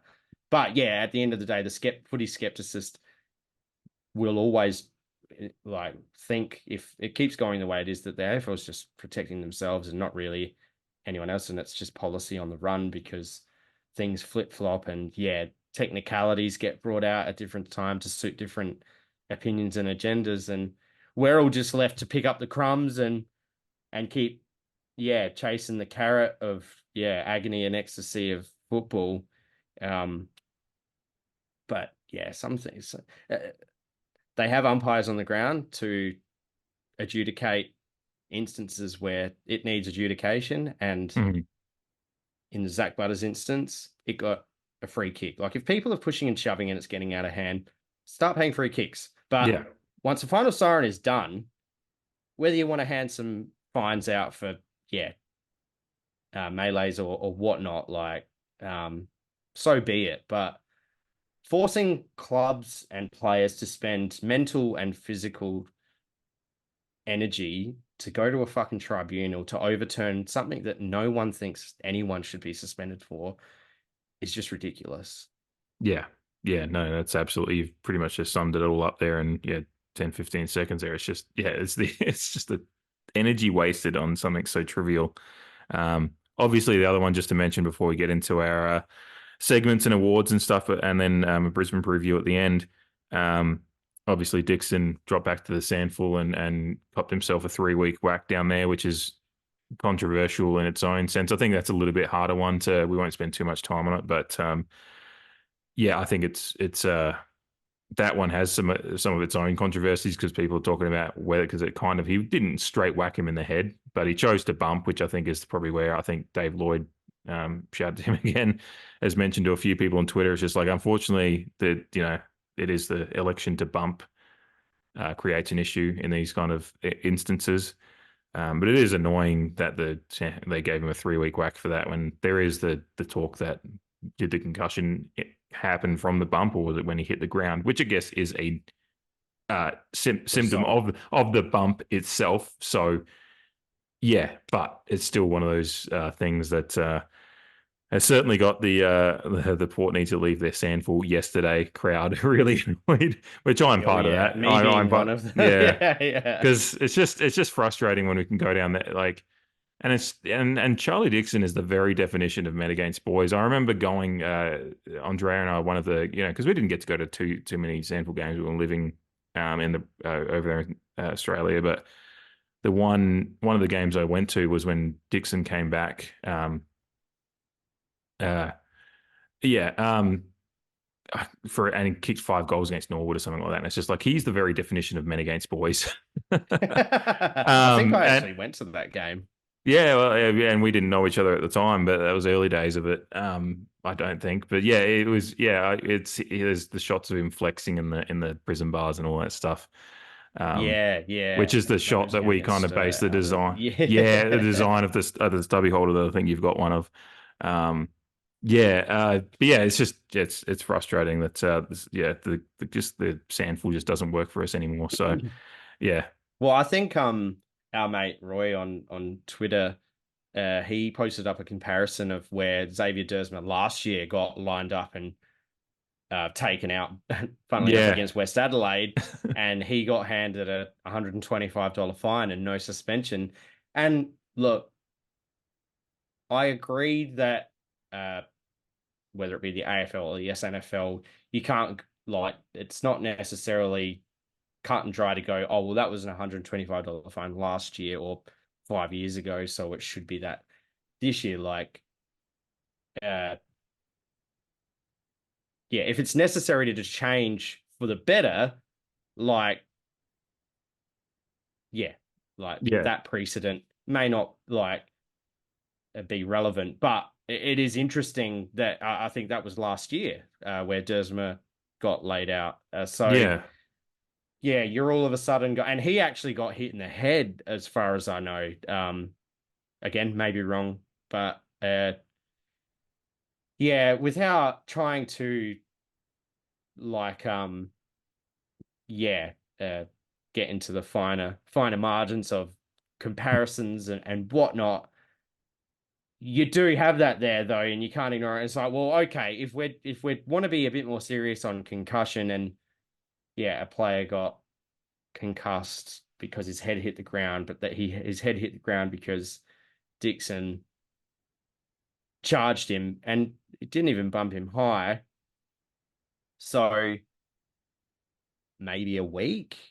Mm-hmm. But like, yeah, I think 3 weeks, the SANFL, yeah, just certain things don't line up and you can't help but, yeah, just fall into that conspiracy that, yeah, we've never been welcome, even though we're financially benefiting the league in some weird relationship Yeah. since the two AFL clubs had their out and out reserves teams in the SANFL. Yeah. Yeah, just look at the free kick outs every week, and yeah, it just feeds into that. And but obviously, it just creates a bigger problem for us because we're hoping that Dixon, yeah, finds some form and works his way back in. But another, yeah, 3 weeks out, it's just Yeah. ridiculous. And yeah, Which like might, I don't know if I necessarily like feel that he shouldn't have got a suspension, but I yeah. think more because, yeah, if you're going by the framework that we kind of all know from the AFL, like he chose to bump. Well, yeah, it wasn't head high, but just due to the nature of it, someone's got concussed, and yeah, it's tough. Maybe a bit like the selection call in the preseason, like it's hard to separate head from heart too. Yeah. Like, um, Yeah. No, yeah, I I still just think, don't, I think it in was, like the raw emotion, I don't think 3 weeks is fair yeah. for what ended up being an accident. Mm-hmm. Um, you could draw parallels with other football acts around the ground in any various football game where a player gets concussed as a result of this chain of events. Mm-hmm. Uh, and yeah, you go, well, should that guy be suspended? Like, yeah, Yeah. Especially when it's big, like, yeah, again, he's a big bloke and like just, you just see no common sense and understanding of the situation. Like every yeah, individual situation is different, but you just get this arbitrary set of rules and outcomes attributed to every situation. They go, well, he bumped and he got concussed, so 3 weeks, rather than actually looking at it with any sense of actual like individual understanding of that situation. So yeah, we'll keep an eye on that one. Obviously, we probably don't expect that one to have. We expect Butters to get off. I think we're probably they're challenging the Dixon one as well, obviously in the Sandful, but I guess the best result would be have it drop down to a week. I just couldn't expect it being completely overturned. But and whether it even gets a drop at all, we'll see. But we should. breaking news 59 seconds ago. Zach Butter's striking charge has been thrown out. There was not more than negligible impact. He is free to play against Brisbane. So it So, didn't even get downgraded, just thrown out. yeah, that's an interesting call. Yeah, whether they fine him or not, you mean? Well, yeah, but usually they say downgraded. So if you've read it verbatim and Well, have it's said it's downgraded to zero. This is David Zeta's tweet. It's been thrown out. So, thrown out, yeah. usually in So, terminology means it's just been completely tossed. Like they're not even downgraded. They're just saying, yeah, that shouldn't have happened. So yeah. yeah, hey, thank Might you need to for tune into AFL 360 for, uh, yeah, maybe they'll. I don't know if yeah. anyone else is at the tribunal tonight, but I don't yeah, think they I might still don't. get Zeta on to explain the process, and he Yeah. might, yeah, describe it in a bit more detail. But again, yeah, now that we've gone through all of that on the Hey, look, recording I for think it was a good. everyone, but it just further emphasizes my point that, Port Adelaide have had to have probably a meeting, like the officials of Port Adelaide. Usually, Zach Butters yeah. has, yeah, had to exhaust mental and physical energy, whoever's representing him, for something that has ultimately been thrown out because everyone knows it shouldn't Mhm. have been any more than a free fucking kick. And most importantly, we've had to spend 25 minutes on the podcast. That's our time is so valuable. And I appreciate, Yeah. and I'm glad I do like that. I'm joking, but it's something I've, when I was doing the podcast on my own, whenever these situations would pop up, I'd end up just rabbling on. But it's good to be able to bounce off someone for some kind of just tribunal ranting, I guess. It's because Yeah. it is, or MRO and everything. It's just, it is a continuing problem. I love the idea of it all to protect, like to have, it's just like, it just doesn't work the way it is implemented Yeah. at the moment. So, And I think, yeah. yeah, we should probably move on, especially Yes, yeah, now that we we will get know to it. that one in Yeah. particular. But I appreciate you where keeping that, an eye on that in the background, by the way. I yeah, kept on yeah. meaning to grab my phone, but I just never did. And it's funny, yeah, breaking news, but people are going to listen to this on Wednesday, and they'll Hey, already know anyway. But they've uh, living the journey with us. yeah, but where I was happy with Michael Christian, the MRO, after the Zach Butters moment against Frio, where it was like, oh, he made a play on the ball. The MRO's gone, yeah, he's Yes. made a play on the ball, so we're not going any further. This is where that framework the MRO should just go, sure, if we're going to go through the framework, yeah, it's a 1 week suspension, but I feel the free kick is the only thing warranted, so we're not going to go any further. Yeah. Like, So because he's used eye test because in one situation, and then the other one he's just gone, oh no, yeah, I need because to fit this in the framework. Yeah, it's yeah, match review officer needs to review the match, as in review the vision and figure out if if it's worth this fucking stupidity that we've just gone through. agreed. Yeah. Anyway, we'll get into the segments here. First of all, I think Spotlight, which is you and I discussed off air, is an interesting one. But Spotlight and the watch list for going well first, and I get to go first this week. My positive Spotlight and the one that I love that's going well since he's come back from injury, and I actually brought him up in the other side of it probably early on because I just wasn't exactly sure where he was, but thankfully it was just what I hoped, and it was just getting back into game form. But Mitch Georgiades, um, in a game that obviously our forward line structure is a big question mark at the moment. But he's what I loved. Obviously, the 3 goals won, and he could have had 5 on the day if a couple of things had gone right. He got caught holding the ball when he was trying to do a little dance and jig to try to get some room to. He was probably a bit indecisive Just about calm whether your to. mind down, Yeah, George. Just calm your mind. Just take the snap when you yeah. get. And then he's one set shot that, again, there's a couple of games this year he's had where he's missed, but it's not by much. And I do, Yeah, yes, he's missed, but I take stock in the fact that if you're shanking him regularly, that's a worry. But he didn't miss by much. And then his other goals were great. Obviously, he had a good dancing step goal that might come up in the nominations later on for the goal of the week because we didn't have too many to choose from. So Mitch literally kicked half of them. But his set shot kicking, the one particularly from the right pocket, I think, which was his third for the right footer, having to kind of aim it at the yeah, near post, right but hope post. that Yeah, near it post. comes Yeah, through. And from his angle is a little bit of is a narrow gap to get it through, and it just shaped beautifully. And just so his technique, and the commentators were making mention of it as well, just his form, his set yep, shot kicking. Which is something that we loved early in his career, and then he had the yips for a bit, and then he did his ACL, and yeah, look, he's gonna look forwards always go up and down a little bit, but I think his baseline of when he's confident and confident within himself is good. Also, his movement inside 50, I think I brought it up earlier. In a game that we were really struggling to get good delivery in there, he was really making himself present. He was energetic. He's getting involved in trying to get involved in the tackling and the forward pressure and stuff when the ball's around him as well. He's just all around game is exactly what I hope for from a player like him down there. And when we actually get our shit together as far as a forward line structure, which is, obviously missing Willie Rioli and Sam Powell-Pepper and a fit and firing Charlie yeah. Dixon's 3 big pieces. But yeah, It's a good Georgiades, point. yeah, Georgiades being fit and firing down there is a nice highlight in what was otherwise a bit of a damp squib of a forward line effort this weekend. So anyway, I'll pass it over to you on that one. Yeah, yeah. Just yeah, the George one is great because he's having a fantastic. He's having a bit of a purple patch. Seven He's goals le- in the last he's two leading he's games. leading our goal kicking now, I think. Yeah, yeah. Yeah, Well, and that was the which point that I made in our yeah mid-season show. I'm just trying to look. He's on 19 now. yeah, Uh, And I said that if he keeps going, he could lead it by the end of the year. And like he doesn't look to be challenged at the moment. which is Um, unfortunate, but yeah, we'll give just him his flowers there. yeah, one point on like I mentioned that there was a few moments in the game which summed up the game as a whole, and Hmm. I don't know about you, but I just turned it with like a minute and a half to go. I just turned it off because, as I told you off air, I was cooking dinner.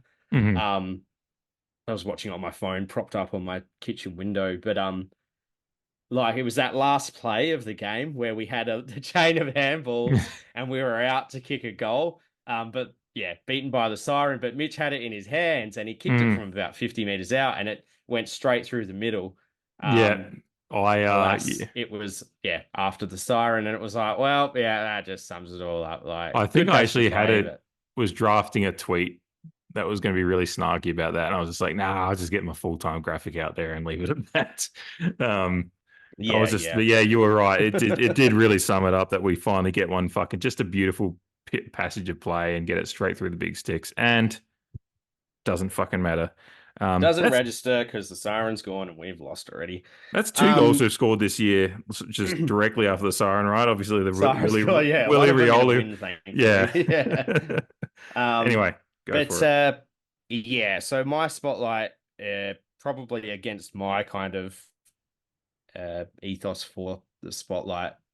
This is a very obvious one, but it's Dan Hmm. Houston, who has, in fairness, hasn't really, I don't think, been singled out in a while, or often, probably enough, Pops up in our because he's votes, actually but putting, we sometimes yeah, forget to talk yeah. about him otherwise. Yeah.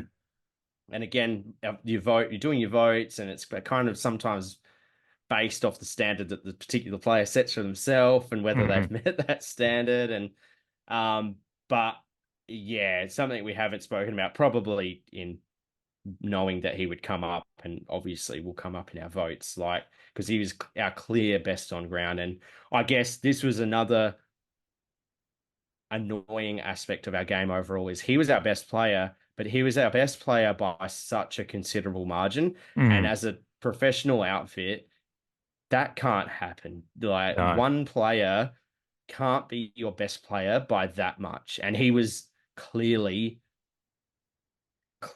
our best on ground. And like without going into the too far into the stats, because he'll come up again, but 35 disposals, just carrying a heavy load, 80% time on ground too. Our highest rated player, both in fantasy, but also AFL ratings points. Hmm. 85% disposal efficiency. Some of these key markers, Which at 35 three goal disposals is assists.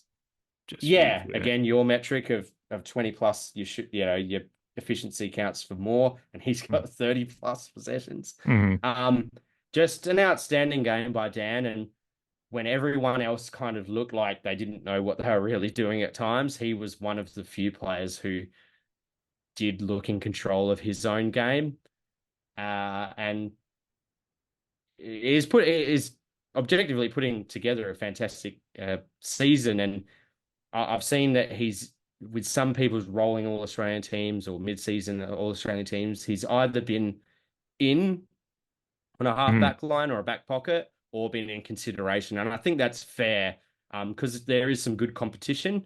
Hmm. But yeah, the season that he's putting together, he should be in consideration for another All Australian jacket. So Yeah. He's just wanted to give him absolutely comfortably flowers. in the 40, like the All Australian 40. Yeah, I think so. Yeah, he's Yeah, comfortably yeah, for there. sure. And to be honest,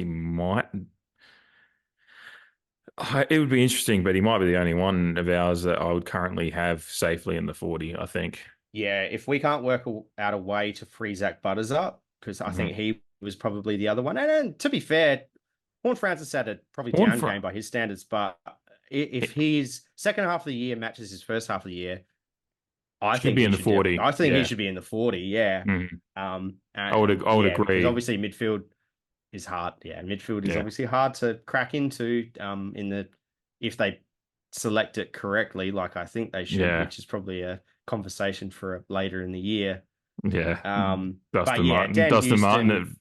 forward pocket Yeah, stuff. Yeah. oh, No, so no, many midfielders everywhere. no disrespect to the great now 300 gamer that is Yeah, Dustin Martin, but yeah, it does. Yeah. yeah. Many midfielders have benefited from yeah, generous All Australian selection Mm. decisions. But yeah, Dan Houston, just wanted to highlight his game, and like 28 out of those 35 possessions were kicks. Yeah. Um, So, so yeah, yeah, it's just just an all round game. Nearly 800 meters gained by Dan. So yeah. yeah, Which when we I only said I had wasn't going to go too far into stats, but yeah, there's yeah, some well, it pretty saves us some juicy time ones later. to Yeah. sink your teeth into.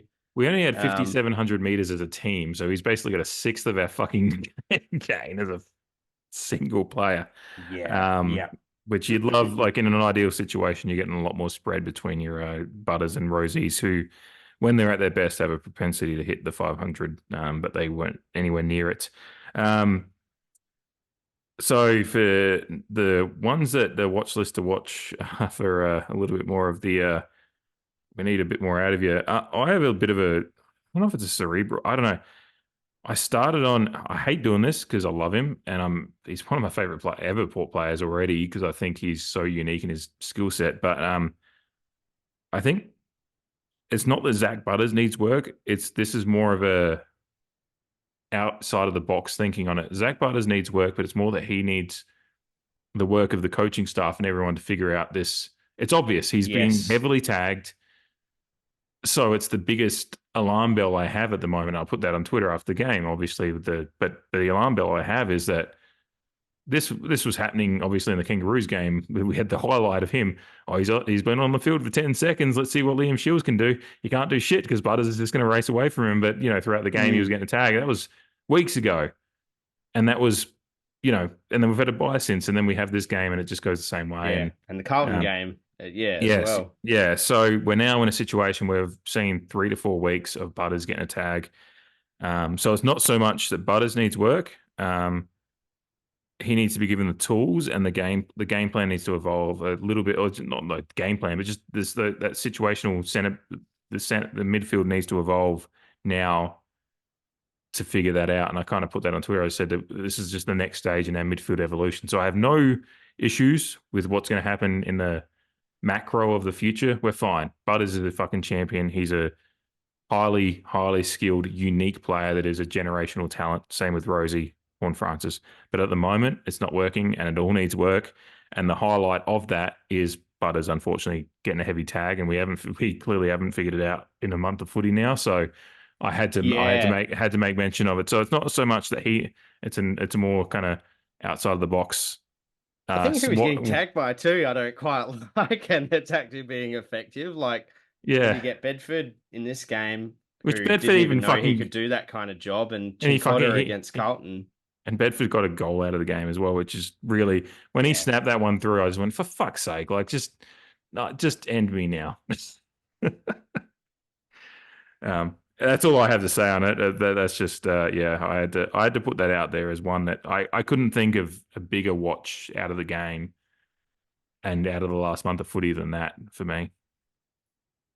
yeah, yeah. No, that's fair enough. And yeah, it's not necessarily about him, but how we as a team combat that. So Yeah. okay. So for my one to watch, it's probably a little bit harsh, but I've just got Soldo just Yeah. because Yeah. yeah, Fair. like I just watching the game and like just looking at his hitouts again, a key feature of his hitouts is that he had 7 hitouts to advantage. So Hmm. uh generally, like on a base level, that's probably a good conversion.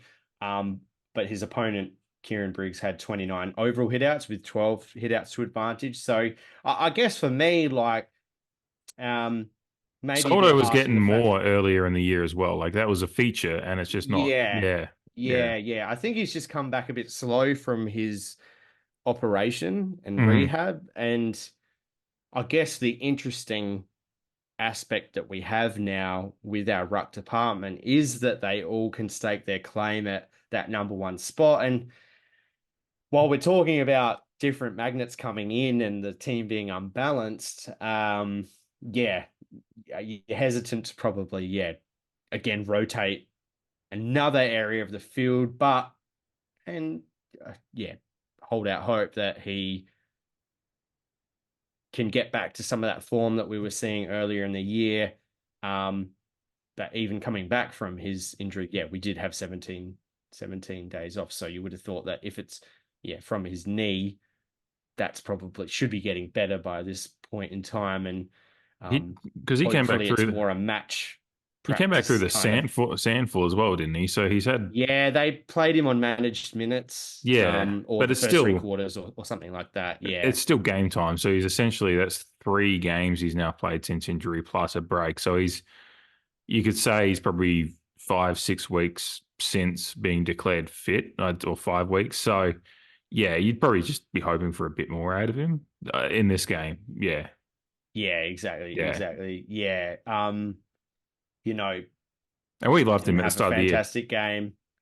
Had mates in that department, Hmm. but still have hope that he can, return to some of that form we saw earlier in the year, which put him up in the higher levels of AFL ruckman in terms of player ratings. So, down game for him. Maybe a bit harsh, but still one to watch coming off the back of the game. Yeah. And in particular, as you said, like we don't want to be shaking things up too much, but there is the intriguing thing that we have seen 2 other ruckmen come through and show highlights at times, and certainly Jordan Sweet being a Yeah. one that we And it's whether, it surprised me how fewer games Briggs has actually played in his career, because last year was his breakout year. yeah. And although he's a big guy, he moves surprisingly well. And, with our ruck, does it come down to matchups Mhm. throughout the rest of the year? And is that good? I don't know. I guess we'll find out. Yeah, because you do preferably just want to have one out and out number 1 ruck. That's the ideal situation, but we probably haven't had that since 2021 as a contending team because, last year, despite finishing top 4, Lysett was, on the way out. So, Hampered, to say the least. I was trying to find the right way. Didn't want to be put him down too much because I love Scooter. But anyway, that's a great one to bring up too. As soon as you said it, just I was right on board. All right, goal of the week. We didn't have, unfortunately, not too many to choose from, but there were some nice ones this week, regardless. So you get to go first with your nomination. So you get the pick. You get the pick of the bunch. Yeah, get the easy one and get the most stylish one, I guess you could say. But it's Mitch's second goal Mm-hmm. in the first quarter. Over the back if Georgiades wants to give it. Sized up Buckley, turned, kick, brilliant from Georgiades. He's got to. The way that he read it at half back really set that up.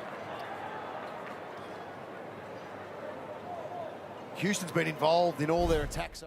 Just the fancy footwork, and then ends up finishing on his left. Yeah. I believe it was. So, when all the others were kind of straight up and down sort of goals in one way, his was just had a little extra to it. So, in a group of few, that's the one that stood out for me. Yeah, no, that's a great one to pick up on, and that is certainly top of my list as well. But I'm going to go with Mitch again on that. I've already mentioned this one today. It was really going to be down to set shots or Darcy Byrne-Jones with his running on third quarter, which was compared to Darcy having a fair bag of decent goals this year. It was probably one of his more straightforward, despite it being a nice finish still. But I had to go. I like, sometimes when the opportunity presents itself to give a good set shot, like there is technique and skill and arguably a lot of pressure and more pressure involved in those because there's a bit more time to think about it. And Mitch's set shot kicking has been overall pretty good in the last couple of weeks. But his third goal. Francis, he's got time to assess the options and he delivers that exquisitely onto the chest of Georgiades, who's been their most threatening forward all night in the game. Nice. This time he strikes that. It through from an angle for the from that pocket with the right foot having to go through the way it does, like that takes an incredible technique to do that. Yes, it's all, a lot of the proponents of set shot kicking will say, well, that's pretty simple if you get it all right, but it's getting it all right is the tough thing for a lot of AFL players, even at the elite level.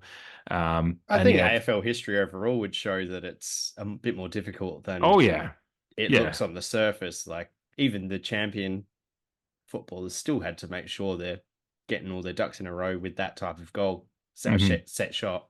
Yeah, yeah, and I'm sure especially footy the way it's played and how athletic it is, the opportunities are more often than not seem to be from pockets these days. Sometimes you have to find that space in the pocket, and if Mitch when he's at his best does dob him fairly well because he has as I said, a great technique if he's aiming where he wants to shape the ball, which is what happened on this goal. I just really appreciated the technique on that one and had to give that its Yeah, props I agree. again. I'm sure if it had been a 15-goal game, we might have had another stylish one in there that might have knocked it off. But it's a low-scoring game. But yeah, I still liked that goal and really enjoyed it on the night. And then at the time, I thought it was getting us back into the game, even though I inside subconsciously, actually not subconsciously, I knew I still didn't have much hope. But yeah. All right, the SWEENEY. I get to go first on this one, so it'll be interesting if I'm stealing one from you. But in the second quarter, Houston, there was a sequence of play which GWS had a bit of on the day where they got a sequence of handballs going and kind of got over the top of our kind of forward press, and it was starting to go forward and look like it could easily end up in a very easy opportunity for GWS to score, but kind of went over the top. Aaron Cadman got the ball on the wing, and Houston kind of, you could see him sitting kind of off the play a little bit, but ready to pounce. And yeah, as soon as Cadman got the ball, he just got in there, and Cadman had a bit of time, but didn't realize Houston was closing in so quick, and Houston got him, and Cadman dropped the ball, and he got him holding the ball, and brilliant. It was. How good was that vision? And the hands over to Callaghan, and now Bedford. Here goes the tsunami. Although Cadman's run into a brick wall, the two number 5s tangle, and Houston wins out. In the main draft, he wasn't picked. He went pick 45 in the rookie draft. Yeah. Bad for a pick 123. He's a designated kicker, and he's come forward to defend on that occasion as well. And it was a game. Yeah, it was a game that, it was few and far between for pressure acts and all that stuff. As we've said, we didn't have enough of that kind of play on the day. But Houston, as we've already mentioned, I'm sure will come up later. Well, I think we can both say that he's at best on ground. That kind of epitomized the kind of effort. Obviously, all over disposals and everything like that. But he earned one of those disposals with, shutting down what was looking like a pretty. What would have if Cadman had gotten free possession and gone forward? I think it ends up in a scoring opportunity for him. So, as that kind of stuff that the Port Adelaide Footy Club and their review need to look at and go, that's the easy efforts you can make, because it didn't take much. It just took fucking keeping an eye on the play and recognizing an opportunity. But that still makes me SWEENEY. And obviously we love Dan Houston, so that's my pick there. Yeah, cool. Mine, and I mean Houston featuring again. Love it. Shocker in this game. Mine is actually, it's from the first quarter. There was just a little passage of play where Connor Rosie got the ball and did some fancy footwork just to get out of traffic and hand the ball off. Mm-hmm. It was fairly close to the start of the game, and Jones. Callaghan out wide, stolen by Rosie, and then a little fancy footwork. All up. Thanks, boys. Lovely line turn, isn't it? It was good, but you see Bedford there. I guess while him and our overall game kind of fizzled out a little bit, it was early. So, and he actually started the game quite well, I thought. It was just that kind of Captain Connor's back, and even though he's had his hamstring issues, his fancy footwork is still with him. So, that was one for me. Yeah, I love that, because that was my other pick. If I'd been going second and you picked another one, I was, I picked my two. Not many to choose from. Yeah. No, I just have razzle dazzle. Yeah, I have Rosie spin and dance 1750 to go in first quarter written down. So there you go. It was good. It was kind of funny how he kind of spun out, and it was really like almost ballet-esque. It was very very, when Rosie's on it, it does give that vibe. Yeah, for sure. Which is just beautiful to watch. But then the fact he kind of came to a stop, and suddenly there was no one near him. Yeah, and then it was like, what? And I think he handballs off to, I can't remember if it was HORNE-FRANCIS, but I think it was HORNE-FRANCIS. Yeah, but no, that was great. It'll look good in a little package when I put it together. Alrighty, we come down to the votes now for our Player of the Year award. which will be an interesting one today. And you get to go first. Yeah. Yeah, With the very fact interesting. with the fact of Yahtzee 3 times this year, I never know when to expect one. But I would be very surprised if we do today. But we could because there's just so few to choose from. Yeah, I mean, what is it? We generally say like, yeah, one or two you could probably just hand out, but I reckon, yeah, one, two, three, Mm. maybe, yeah, I don't know. Yeah. Maybe a bit of a bleak kind of reflection, but Yeah. yeah. I am actually gonna give my one vote to Miles Bergman. Yep. Again, this one vote could be shared across many people. Hmm. But he was in the area of the ground that I wanted him to be, which was I good. thought of you when I saw him Maybe, start popping up across yeah, half. yeah, maybe a biased selection, but he spent 89% of time on ground. He only had the 14 disposals, but he went at 78%. It was more so some of his defensive action and Mhm. some of his defensive positioning. He, yeah, what was it? 308 meters gained, 14 pressure acts, 3 tackles and 4 marks, 6 rebound 50s. Yeah. So featuring one of my backup Sweeneys was actually a defensive effort that he had in the third quarter with just under 3 minutes to go, where I think it was Callum Brown. GWS had a good passage of play up the field, and it looked like it was going to be Callum Brown taking a mark kind of on the lead, but Bergman closed the space down and spoiled the ball for a throw in. Yeah, just a bit vibe based too. It Yeah. just looked good, and I thought he, it's not charity by any means, because I thought he played his role well and featured No, well. when I was When our defense is kind of screaming out for some small and medium defenders to actually show defensive action, yeah. who aren't our attacking defenders, yeah, I thought he did well enough to earn himself a vote. Yeah. No, So yeah. I did think of you when I saw him floating across back there because I was noticing him more in the game and it was exactly what we talked about. So yeah, no, that's a good pick for a few. The one vote was difficult this week, so Yeah. My two goes to Ollie Wines. A down game in comparison to kind of his last 6 mm, matches, I guess you could say. Part of that chasm in disposals between Dan and Farrell and then the rest. So yeah, he had the 18 disposals, but led us for contested possessions, or equal led us for contested possessions with 10. Yeah, 2 clearances. 16 pressure acts, 4 marks. But yeah, just featured enough for me in some moments. Probably would have liked a bit more from him, but mm, again, I think he did well enough to get in the votes. I think there's a stat there that I wanted to highlight, but I can't actually put my finger on it right now. But yeah, in a game where effort was lacking, he still made his way to the top of our list for contested possessions, and I thought, yeah, he earned my two. 3 votes is where I've landed Kane Farrell.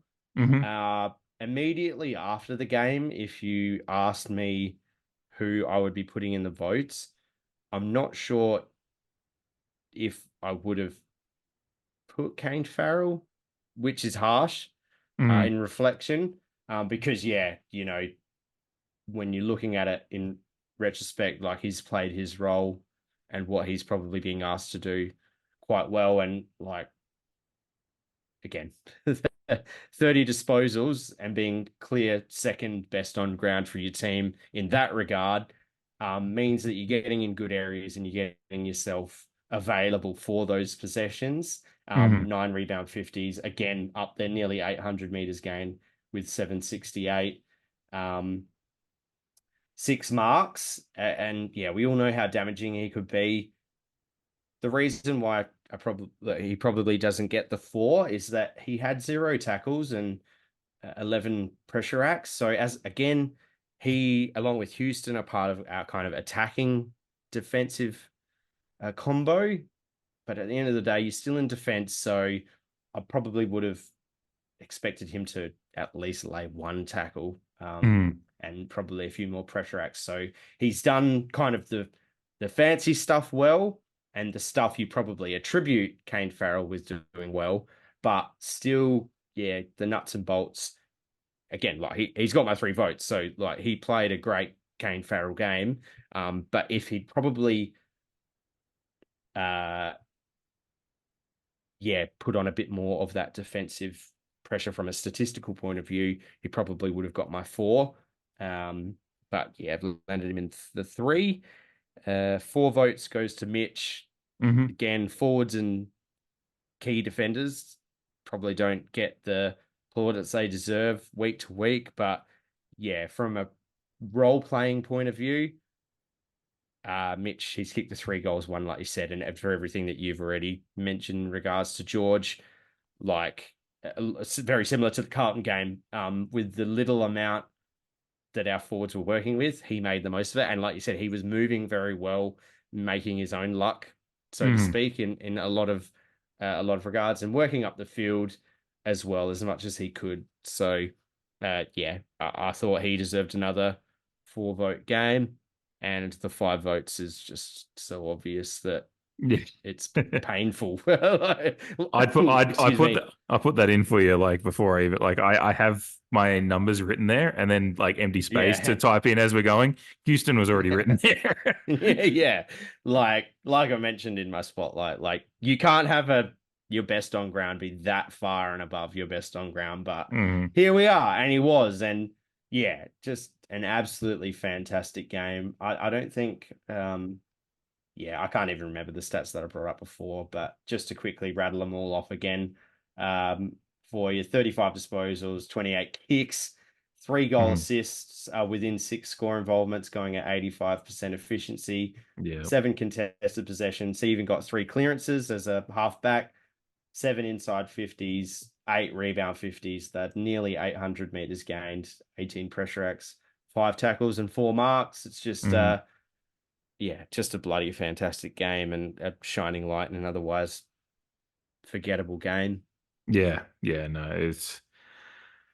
it was incredible, and I think I said to you off air, and you even said, "Oh, we need to say it. We need to start recording so we keep this," because we start chatting off air and then we start basically talking about the game. But I said it was so terrible, just felt so fucking frustrating to waste such a beautiful Dan Houston game.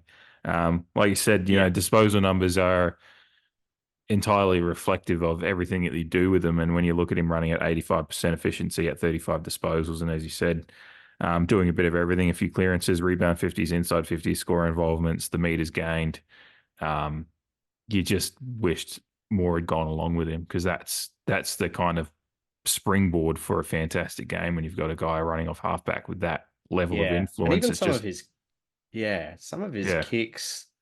That delivery for Mitch, when you marry it up. That delivery for Mitch's opening goal. Was it Mitch's opening goal? Yeah. Just fucking goddamn that kick, just a bullet. Some of his kicks out of halfback to kind of like the wings and stuff like that to other players. I remember, I think one he kicked 50 meters and it was a bullet and just found the guy that he wanted. When anyone else probably would have resulted in a 50-50 contest, but he's kicked it that well. It's found the guy he wanted.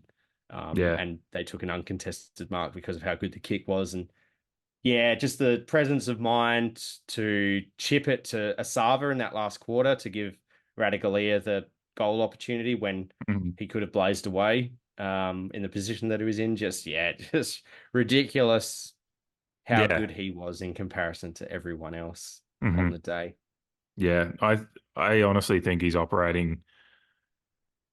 I think some of his influence on games this year has been on the level that he was last. Just and some of his eyes down work. Like his game has evolved this year. I think it's being lost a little bit in the fact that we now maybe there's some more expectation that this is where he's at from the outside media. But for me, I've just been watching him this year, and there's been a few games, but I think it's more sometimes when there's some clangers or whatever. It's more just again indicative of an overall game plan rot that's there at the moment. But yeah, he's operating fantastically well and had an incredible game. To shorten this up for mine, I'll tell you that my 3, 4, 5 was the same. So Farrell at 3, Mitch at Yeah. 4, Houston at 5. Farrell, also just in my notes, just had to note 80% efficiency and 768 meters gain. So the fact that 1,500 meters, 1,550 meters of our 5,500 meters gained with two of our halfback. Two people. Yeah. It is great for them, but yeah, it just also highlights the deficiency that happened on the day.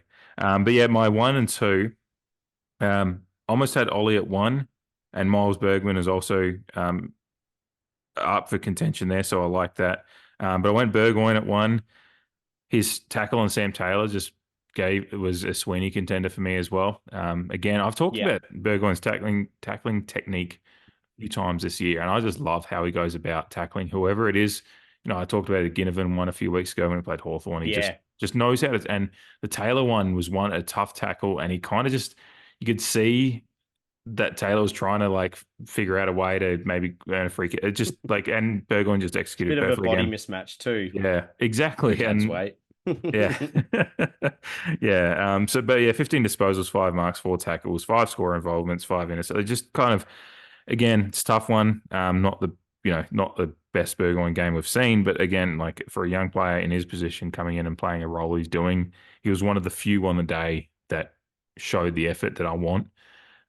Especially out of his position, his ranking as far as age goes inside our team. And 2 votes I had to give to Jackson Mead, and I've been trying to fit him in probably for a few weeks. Nice.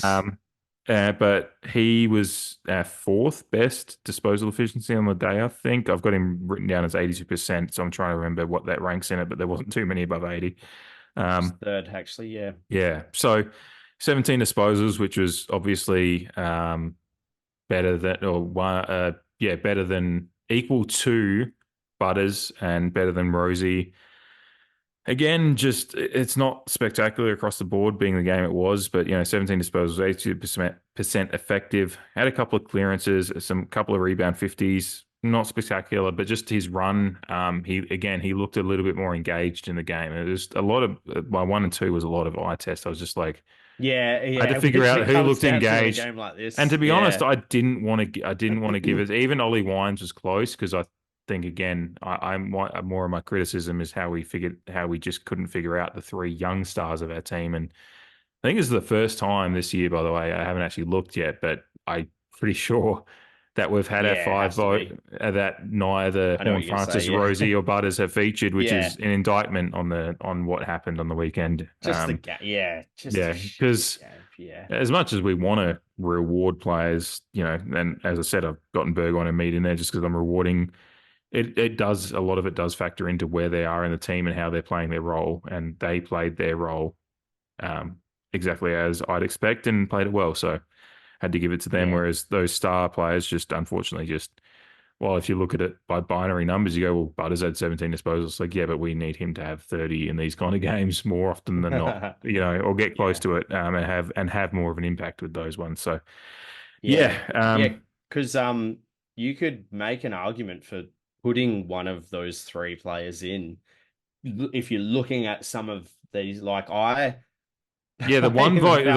I was trying to look at JHF, and I was just like, does he fit in there? But I was just like, he didn't. He had 2 shots on goal, and the effort's there. And I think he was with Wines in contested, and then like with me, I was like, oh, Rosie, he's led pressure acts, so he's doing stuff and tackles, I think it was, but like you said, it's a bit of eye test stuff. Because again, directly after the game, I was like, none of them deserve to be in the vote. Exactly, And if you have to convince yourself, like, it's probably says it all. So it's a very interesting note, and I desperately hope it's the one and only week that none of them are in the votes. Absolutely, we need them to fire. It's as simple as that. Absolutely. But it'll boost Houston up the leaderboard for sure, because I think he might get up close to trying to think where he was. He'll get up to at least 50 votes now and probably take over in 3rd, I think. On the Best leaderboard. and fairest is going to be interesting, I think. Yeah, it's going to, the first few weeks you're thinking, it's the usual suspects, but it's going to spread a little bit more. And you'd have to say Houston's leading it right now, I would expect. But, and the way that we've historically done our best and fairest is very like weighted on how you perform your role. Yeah. And I think they give votes to everyone, Yeah. every game. So Had, yeah, guys like Darcy Burn-Jones win it back in what was a decent year for the exactly. entire team. Yeah. Yeah. And I think Sam Powell-Pepper, being a medium forward, has even found himself up there because of how well he plays his role. Yeah. So yeah. I'm very interested to see how that tracks. Not that we Yeah. can track it, but yeah. Yeah, it'll be. I always enjoy watching it, just for that aspect of it. Is a very intriguing count because, yeah, it's a lot more fun than watching the Brownlow unless we've got one of our guys up in there. Well, and we've even had like players like Burgoyne and Mead like in our votes. And is that going to be reflected in our best and fairest votes from the club's perspective? Yeah, I think it probably will, to be honest. yeah. A guy like Burgoyne could find himself, if he continues this kind of rate of play and influence and just general good vibes in what he's doing in his role, he could find himself, top 10 wouldn't be out of the realm of possibility for, considering that he does have a little bit of flash about him too. He's noticeable. He's noticeable in what he does. Yeah, absolutely. I'm excited. It's just great to have a Burgoyne running around and actually really having excited. Okay, Big Kev. That's what I've been in America too long. I was just like, I heard it and like I had just, I was in my child. I saw your face ticking over. I saw your mind ticking over. In real time. Yeah. Now I'm just remembering watching those ads on my parents' 68 centimeter Mitsubishi branded TV. Mitsubishi. Oh, wow. Yeah, well, they've still got it somewhere. I think I don't know if it works, but nice. Anyway, we should get into previewing for the last half hour here. We got Brisbane coming up this weekend in what is a huge match upcoming, both for the implications for our season going forward and how we sit on the ladder, as well as obviously the great release, and I think it's probably what we all expected, of the 20th anniversary kit that honors our old home Guernsey that we wore on that great day, the 25th of September 2004, wearing that throwback kit this weekend against Brisbane, obviously, as the team that we defeated on that day in 2004. Weather looking like we're getting a break in the winter weather.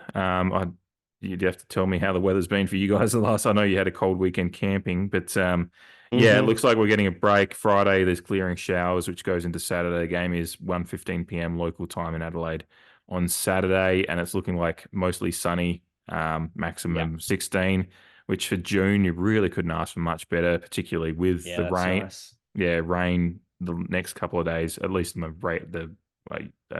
the forecast I've seen, and then some rain coming the week after. So gotten a break in the weather there. Brisbane in somewhat, it's hard to say if they're in different form. They've had some good wins in the past few weeks. They knocked off the Bulldogs in Melbourne 2 weeks ago, which, the Dogs are, Bontempelli's, you'd have to say, is odds on for the Brownlow at the moment, and they're getting some fantastic performances. Probably the only thing that knocks on the Bulldogs at the moment, and Bontempelli's Brownlow chances is the fact they've dropped a few games they should have won. But yeah, they had a pretty good win against St Kilda. It got close in the end, but they really had the game won for most of the way through. Lost to Hawthorn a few weeks ago, which Hawthorn, depending on who you ask in the AFL media circles, are the second best team in the country all of a sudden. But then they smacked Brisbane by 20 goals a few weeks ago. Smacked Richmond, Brisbane did, by 20-odd goals a few weeks ago. So overall, Brisbane worry me at the moment. They're a team that's just starting to find their form. They're mostly fit beyond their season-ending injuries, obviously. I think Will Ashcroft's a few weeks away. He did his ACL last year, but otherwise, beyond the Tom Dudays and Lincoln McCarthy's that are out for the year, and obviously people know that, they're really mostly fit from the guys that they have available at the moment, and playing some decent footy. And obviously, if you look at their lineup on paper, that is available to put on the field at the moment, it's still damn fucking good. This game worries me a lot more than it probably would have if I'd looked at it a month ago. Yeah. I think I was actually having that same conversation with my brother. I said a similar thing. Like, it looks a lot more challenging now than it did 4 to 6 weeks ago.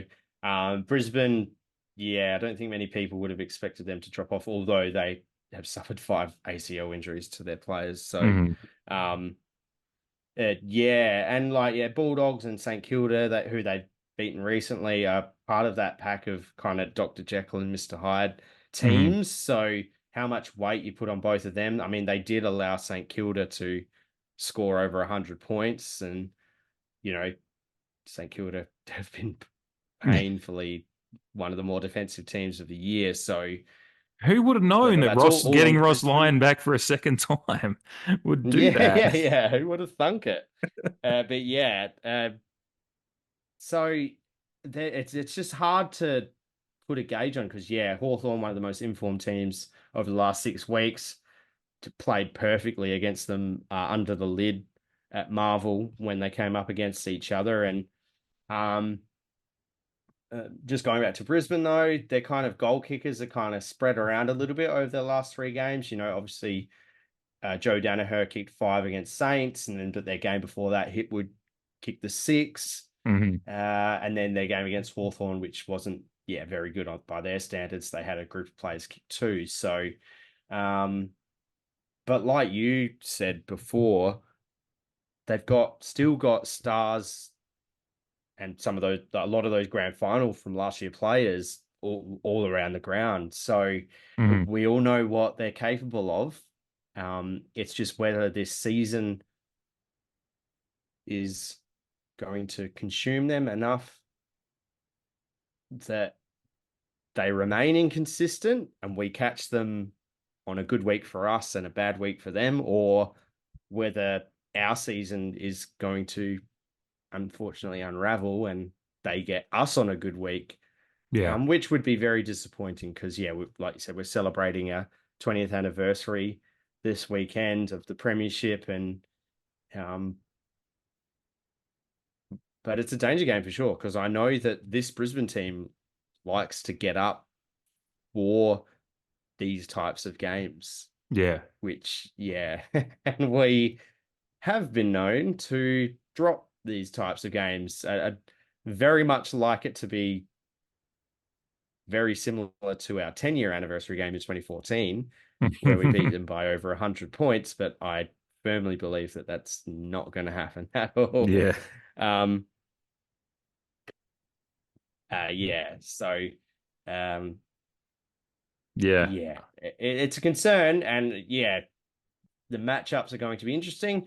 Just talking about the GWS game, I probably didn't realize how, you mentioned Willie Rioli was out, and I think we've mentioned in our reviews, back-to-back review episodes, that I think Sam Powell-Pepper being out is undervalued, but he can't come back, unfortunately. Dixon, Finlayson, there's some senior players who we're missing, and Burton, although his form has been bad, whether his senior leadership offers anything. So I guess selection will be interesting for this game as well. Some massive calls, I think, because there's some of the guys that came in didn't really put their hands up either. So but again, it's just where we find ourselves with the stability of our team is how many changes do you want to make? I mean, if Rioli's fit, comes straight back in. No doubt about it. But Burton wasn't he wasn't dropped on form because he got an unfortunate injury where I believe he probably would have been dropped on form, but he would have at least been able to play a game in the SANFL to question without notice something. Did someone in the club step on his foot during the bye week? That's not the areas I usually like to go into. I just thought that was just if they did, they're an idiot because he can't get any form if he's injured. My read on Burton is he has a talent to be an borderline All-Australian player. He's got that in his bag. He just needs to figure it out. So it's a lot of interesting selection issues. Sorry, I stepped on you probably being quite articulate about something serious by just saying something stupid, but you brought up the goal kicking, and so we can just look at the defensive mat. We'll fly through this quickly to wrap up, but The defensive matchups are really interesting because obviously we saw probably some concerning signs, again, more so in how we protect our defense rather than they obviously made some individual mistakes. But yeah, you look at their spread of goal kickers. Danaher's got 27 goals. Hipwood's got 19. Cameron's got 19. Kai Loman's popped up with 17. Then Rayner, who's probably finally this year found some form after, he had his ACL, and then last year they were trying to figure him out. I think they're playing him off halfback and trying a few different things with Yeah, he him. got But thrown around. yeah, but now they're throwing him in the middle. He's playing more what they hoped he'd play and still popping up with a goal a game almost. They're dangerous. And yeah, obviously, I think they've been one of those teams. It's more likely we've played them up at the Gabba a lot. It feels over the years in the last 5-6 years. But the likes of their Hipwood's, I feel like some of his best games of his career, and this is entirely personal bias as a Port fan, having constantly watched it, but it feels like Hipwood often adds a good game against us. And I agree. yeah, it's going to be this is gut check time for the backline coaches and the backline themselves. After getting a fairly, again, we've talked about it, they need to be protected better. But at the end of the day, when it's coming in there, you want them to stand up. And this is a massive matchup battle because, yeah, Danaher's a mercurial beast of a player. He's certainly got his detractors, but at his best, he's annoyingly good. Yeah, he can be a game breaker. Hipwood can pop up and kick 5. As you mentioned just a few weeks ago, he had 6. I think and 3 or 4 were from the goal square. I think you got a bit of criticism, but you got it. Yeah. Well, we've had issues of giving up opportunities in that area. So in the square, on the line, take your pick. Yeah. Yeah. So big. Yeah, like I said, gut check time. I don't know if there's anything in particular you wanted to touch on in that area, but yeah, I'm really worried. Obviously, I'm always excited for a Port game, but yeah, that area does worry me based on just how we're tracking at the moment. I just don't. It's just it's a worry, but it is an opportunity if you want to frame it in a positive sense to prove some detractors wrong because there's some damn good players down there to try and prove your case against. Yeah, and I mean, they've got some good forwards like just alluded to, and maybe it's kind of a bit similar to the Carlton game where our defense was doing well, but the reason that it turned was because the effort up the ground went down. So I think, much like some of our opinions of all of our losses, our defense is only going to be as good as the rest of the pressure up the field. So and we're going to need that. We're going to need that assistance. So the matchups are going to be what they are. Yeah, Danaher and Hipwood are 2 more athletic forwards. I think the Charlie Cameron matchup's probably more interesting because we don't have an out and out small defender. So is Miles Bergman going to be the one? That's an intriguing magnet decision because Charlie Cameron's just so good and and I think we've had like a Burton do a good job when he in the past when he's been in bit better form, and I think like when Burgoyne was coming through initially, he was playing off a halfback, and I mean I quite liked that because as what he's shown now on the wing with some of his defensive efforts, his tackling and whatnot, and kind of his speed, I think he was a good mold to have as a small defender. I obviously wouldn't change him now because I think he's doing very well on a wing. So that magnet's taken out as well. So it kind of does just leave, and if ideally they want to leave Houston and Farrell to be a little less accountable, then it might have to be Bergman because I don't know if Zerk Thatcher has the speed and agility to match. I can't see him as much Charlie as I've Cameron. loved. Yeah, as much as I've loved what he's done, I can't see him quite going with Charlie Cameron and how he goes. Unfortunately, So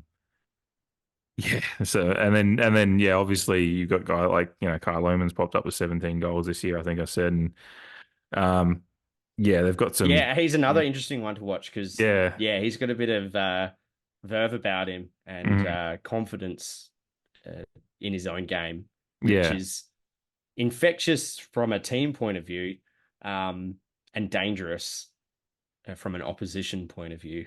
yeah. And then we flip the field and go down to our forward line, which, unlike what we were just talking about, just feels completely in flux at the moment. Obviously, Yeah, yeah, no, it's yeah. Charlie Dixon, oh regardless of yay. what we talked about earlier. Yeah. Oh, do we just want to breeze right past this? No, we'll touch on it for a couple of minutes. Charlie Dixon's obviously, regardless of what happens on the tribunal with the Sandful, I think he's at least out for this week. Um, so even just the discussion of bringing him back in for an Ollie Lord, that I don't, yeah, I don't have too much against what Ollie Lord did on the weekend. There's a lot of things going against him, but yeah, underwhelmed, unfortunately, because we do love what he does when he's at his best. His last time against Brisbane, he did kick 4 goals. Fantastic game. So I wonder if they give him another week to, based on the fact Dixon's obviously going to be out. Finlayson just doesn't play that role. Mm. And they did chop Ollie Lord out in the ruck a little bit as well. So gave him Yeah, and some hits there. I agree with that. I think ideally in our best 22, if everyone's in form, Ollie's our chop out. Like Yeah, that I'm comfortable, very comfortable with that. absolutely. Yeah, and he's got the range and the body to be able to do it. He's just got to figure out the role better. But yeah, Yeah, maybe being at home, feeling the love, just with another week in his legs. yeah, Hopefully our offensive transition is more beneficial for him. Yeah, he can yeah, bounce back with a improved game, yeah, I'll say. yeah. But they have also obviously got a fairly a decent backline despite some injuries. Dane Zorko's having a good year again. Harris Andrews, we obviously have had some good battles against over the years. Starcevic, Wilmot, they've got a formidable backline against what is a very, very again, as I said, in flux forward line for us. Yep. Willie Rioli will be the big watch. He will his influence this year on that forward line and just how the forward line attitude operates is undeniable. I need people to understand just how important he's been when he was playing. Obviously, he's second or third in our goal kicking, having missed a few weeks, and he just changes the structure and opens up the forward line so much when the opposition has to be accountable for him. And we saw a lot of the result of what happens when you don't have to be accountable for a dangerous small forward in our forward line last week, because GWS just didn't have much to worry about apart from our tools, really. So, that'll be a big one to watch to see if he comes back or not. I hope he is, because I thought He's he'd be listed back. as a test. He's listed as a test. Yeah, I haven't seen as any. is Josh Sin, funnily enough, who we didn't even consider in our Yeah, defensive I just assumed area. I hadn't seen the injury list for us update this week yet, and I assumed I think Sin they've was only just posted it. right 50 while minutes recording. ago. Yeah, so while we're recording, so Sin, he was impressive to me on in his before but coming back from collarbone. Yeah, I think sensitive. I think that'll be SANFL type areas. Yeah, even unfortunately, if he even makes it back, because as you said, collarbones it's a tough one. He does seem like a tough cookie of a player. So, the defensive, I worry, and I guess that's probably a good transition, because I think a lot of what is going to happen this weekend is going to come from the midfield, and that's going to be a big battle in of itself. Jared Berry, you'd assume with the way the league has been going over the last especially recent times. Yeah, the last 6 to 8 weeks, he's probably they've immediately going, well, Jared Berry's getting the fucking Butters job this week, because everyone's tagging Butters now, and everyone's just tagging again, which I love. And not certainly in the 2004 throwback, the great Kane Corns on Simon Black job is one of the great tagging jobs in the history of the league. Slightly biased, but hey, the dude won a Brownlow medal and a few premierships. So Kane Corns shutting him down in the grand final was a good effort. But unfortunately, we might be on the opposite side of it. But then it opens up the question what we do on that front, because it would be good if that's kind of in vogue at the moment. And you've got guys like Lachie Neale operating. Hugh McCluggage has had some good weeks in recent weeks. Fucking Josh Dunkley's out there. You want to curtail the influence of probably Lachie Neale's your obvious go-to, and then make I some. think he has been copying a tag. Yeah, and that's probably recently. what's helped open up Hugh McCluggage. But if you Lachie Neale's clearly the class. I had Hugh McCluggage in my fantasy team a few years ago, and so watched him a bit more closely than I otherwise would have. And he does do a lot of good work. But Lachie Neale was clearly the game breaker, Brownlee medal winner kind of player. So he's got to be the guy we go to, I think. But yeah, that's an intrigue. And I have to say, with how concerned I am with and again, long term, not concerned. Short term, very concerned. We're not in a good place in the midfield rotation, centre bounce tenders. We've kind of lost our way there a little bit by trying to get because we're in this transition period again. Last year started it, and we've gone into this year, and now the opposition's kind of cottoned on to it.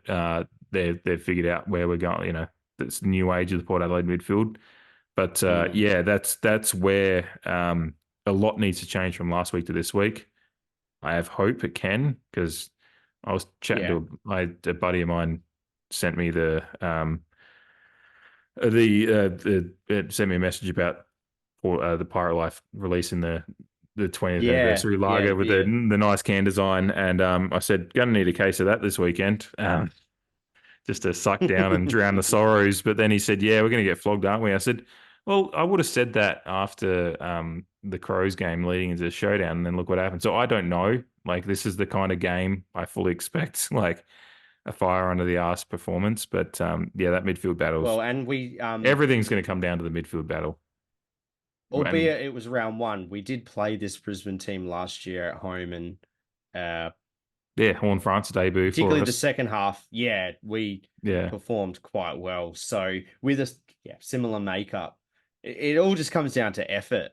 Really, my biggest note, which I said to you off air, was quite broad, is just our tackling pressure has to be one of our biggest focuses in training this week. And second to that is our defensive accountability, because those two things it contributed to us looking quite average against GWS. And at home, in an important game in terms of reflection with the anniversary,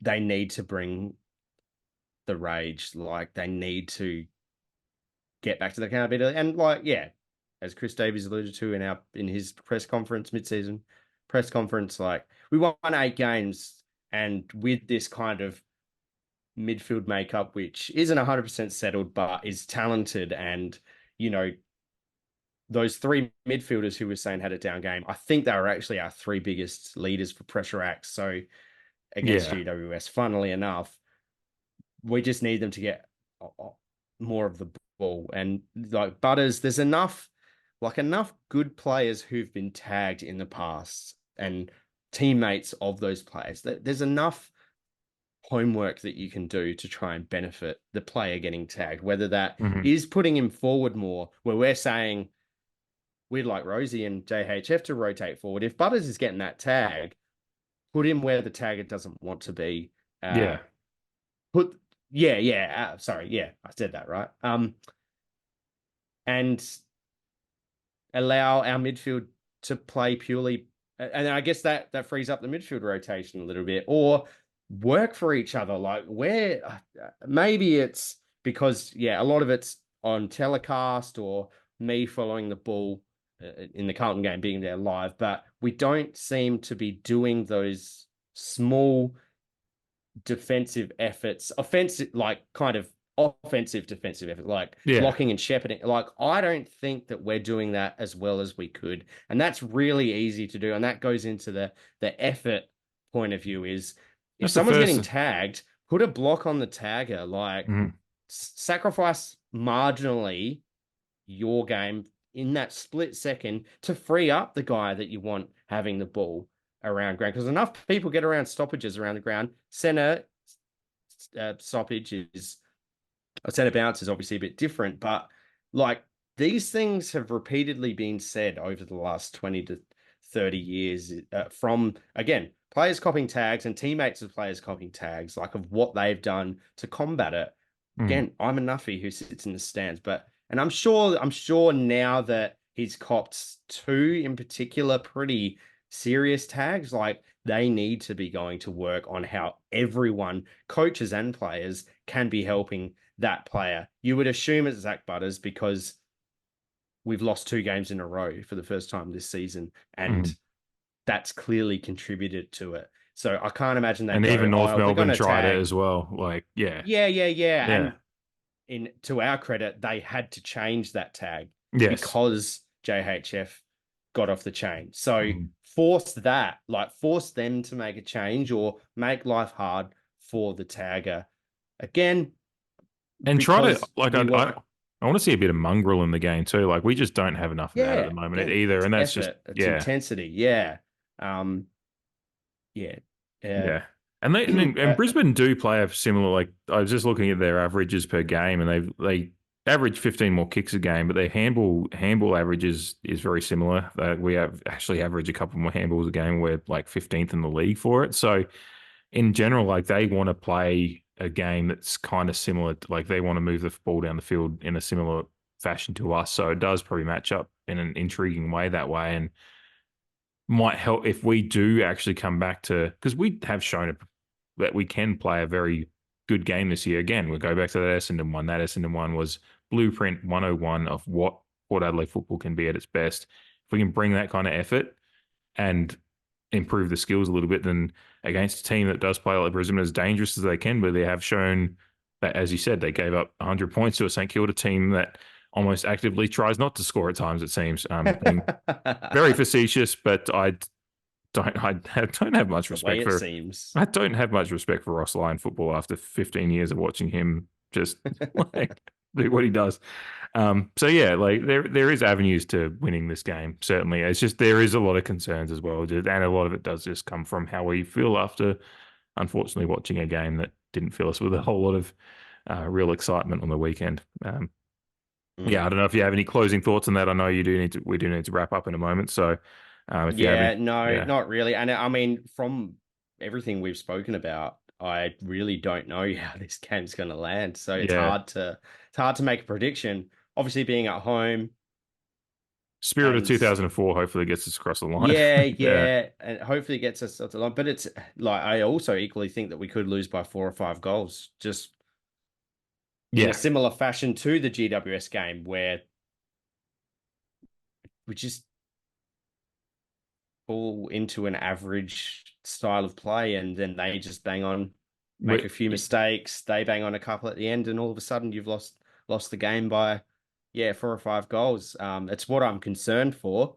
Because I remember a game in yesteryear where we went hard at either Zorko or Lockie Neal. And then that was at home, and we ended up losing, I think, by 10 goals. So geez, was that 2018? It would be in that area. At the time. Yeah. I was looking. Actually, hold on. I did have our last like 10 games against them on here somewhere. Brisbane defeats Port Adelaide.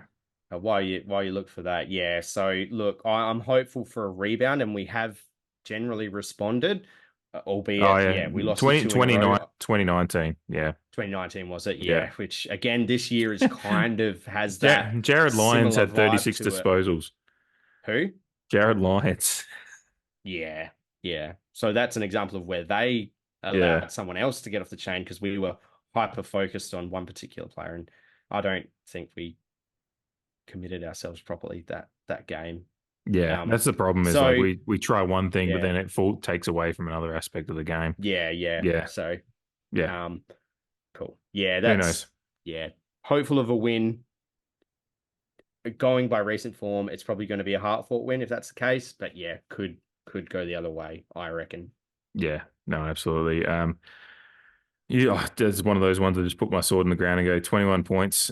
Just as it's just what I pick when I have no fucking idea. I did want to close by saying just a shout out to Janelle Cuthbertson, was named our AFLW captain, obviously with Aaron Phillips.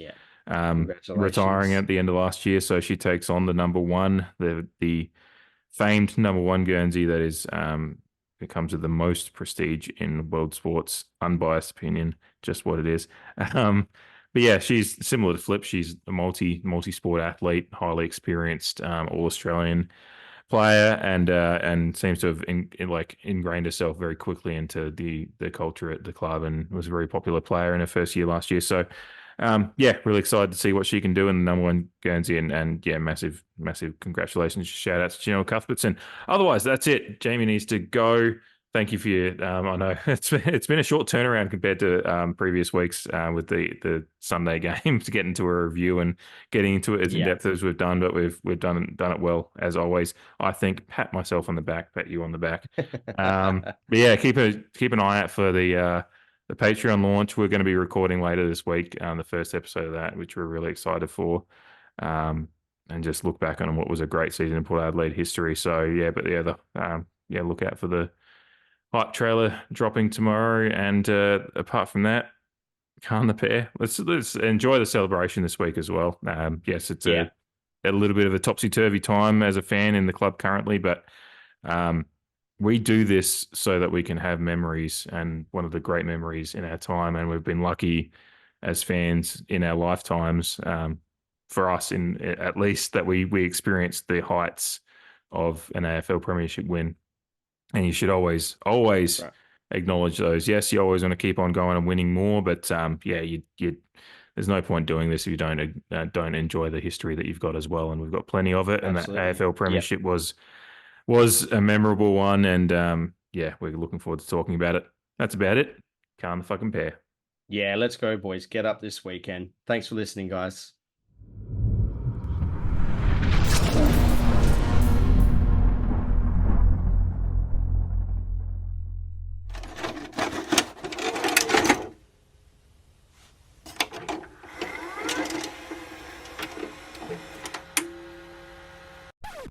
The year was 2004.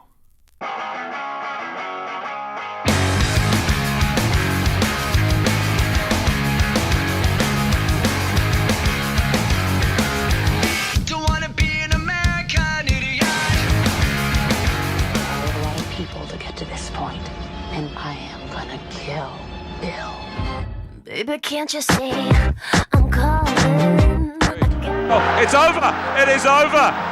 Greece are the champions of Europe! So you back on the block, huh? Yeah, it's good to see you back. A-Town down.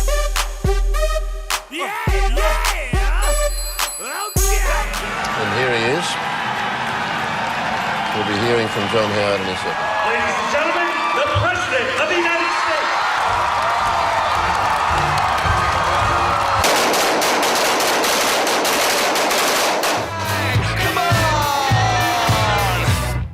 Take me out.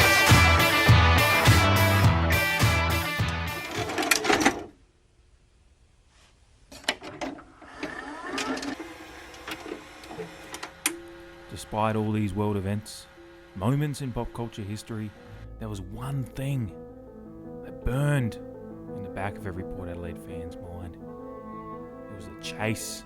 It was the ecstasy of gold.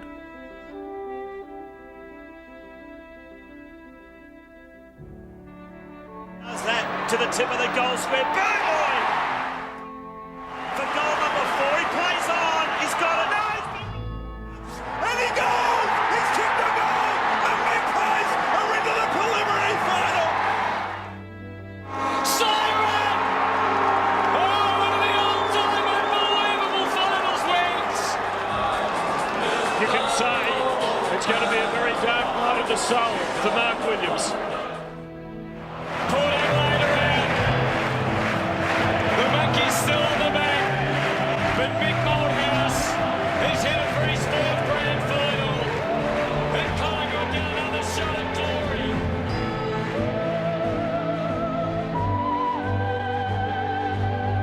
Off to the races, long to the square, Treadway. What a start for Port Adelaide. Middle, sets it up for Treadway. And he's Mark Williams with his arm, turns around and kicks his second. Or does it? The Schofield inside 50 where the Bombers have the number. Port Adelaide might still get the goal. Chew, Pickett along the ground. Oh, party time.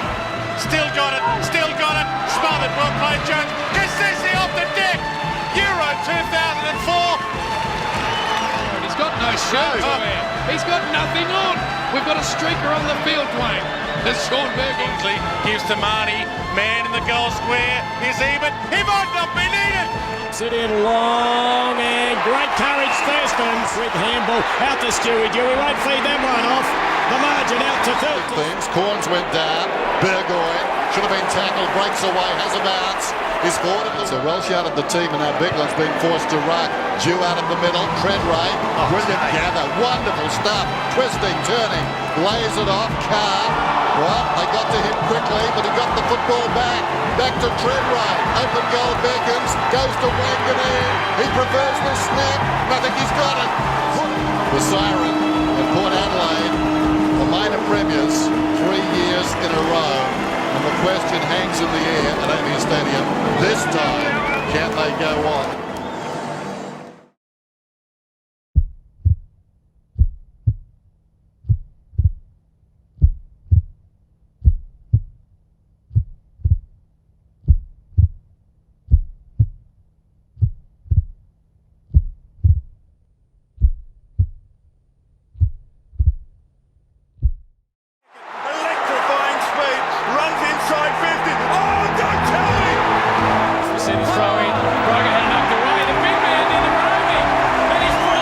Attacking 50, oh big man, the Pickett, little fumble, but he's still got time to bring it back, and he has. It's the Geelong defence that's called upon us.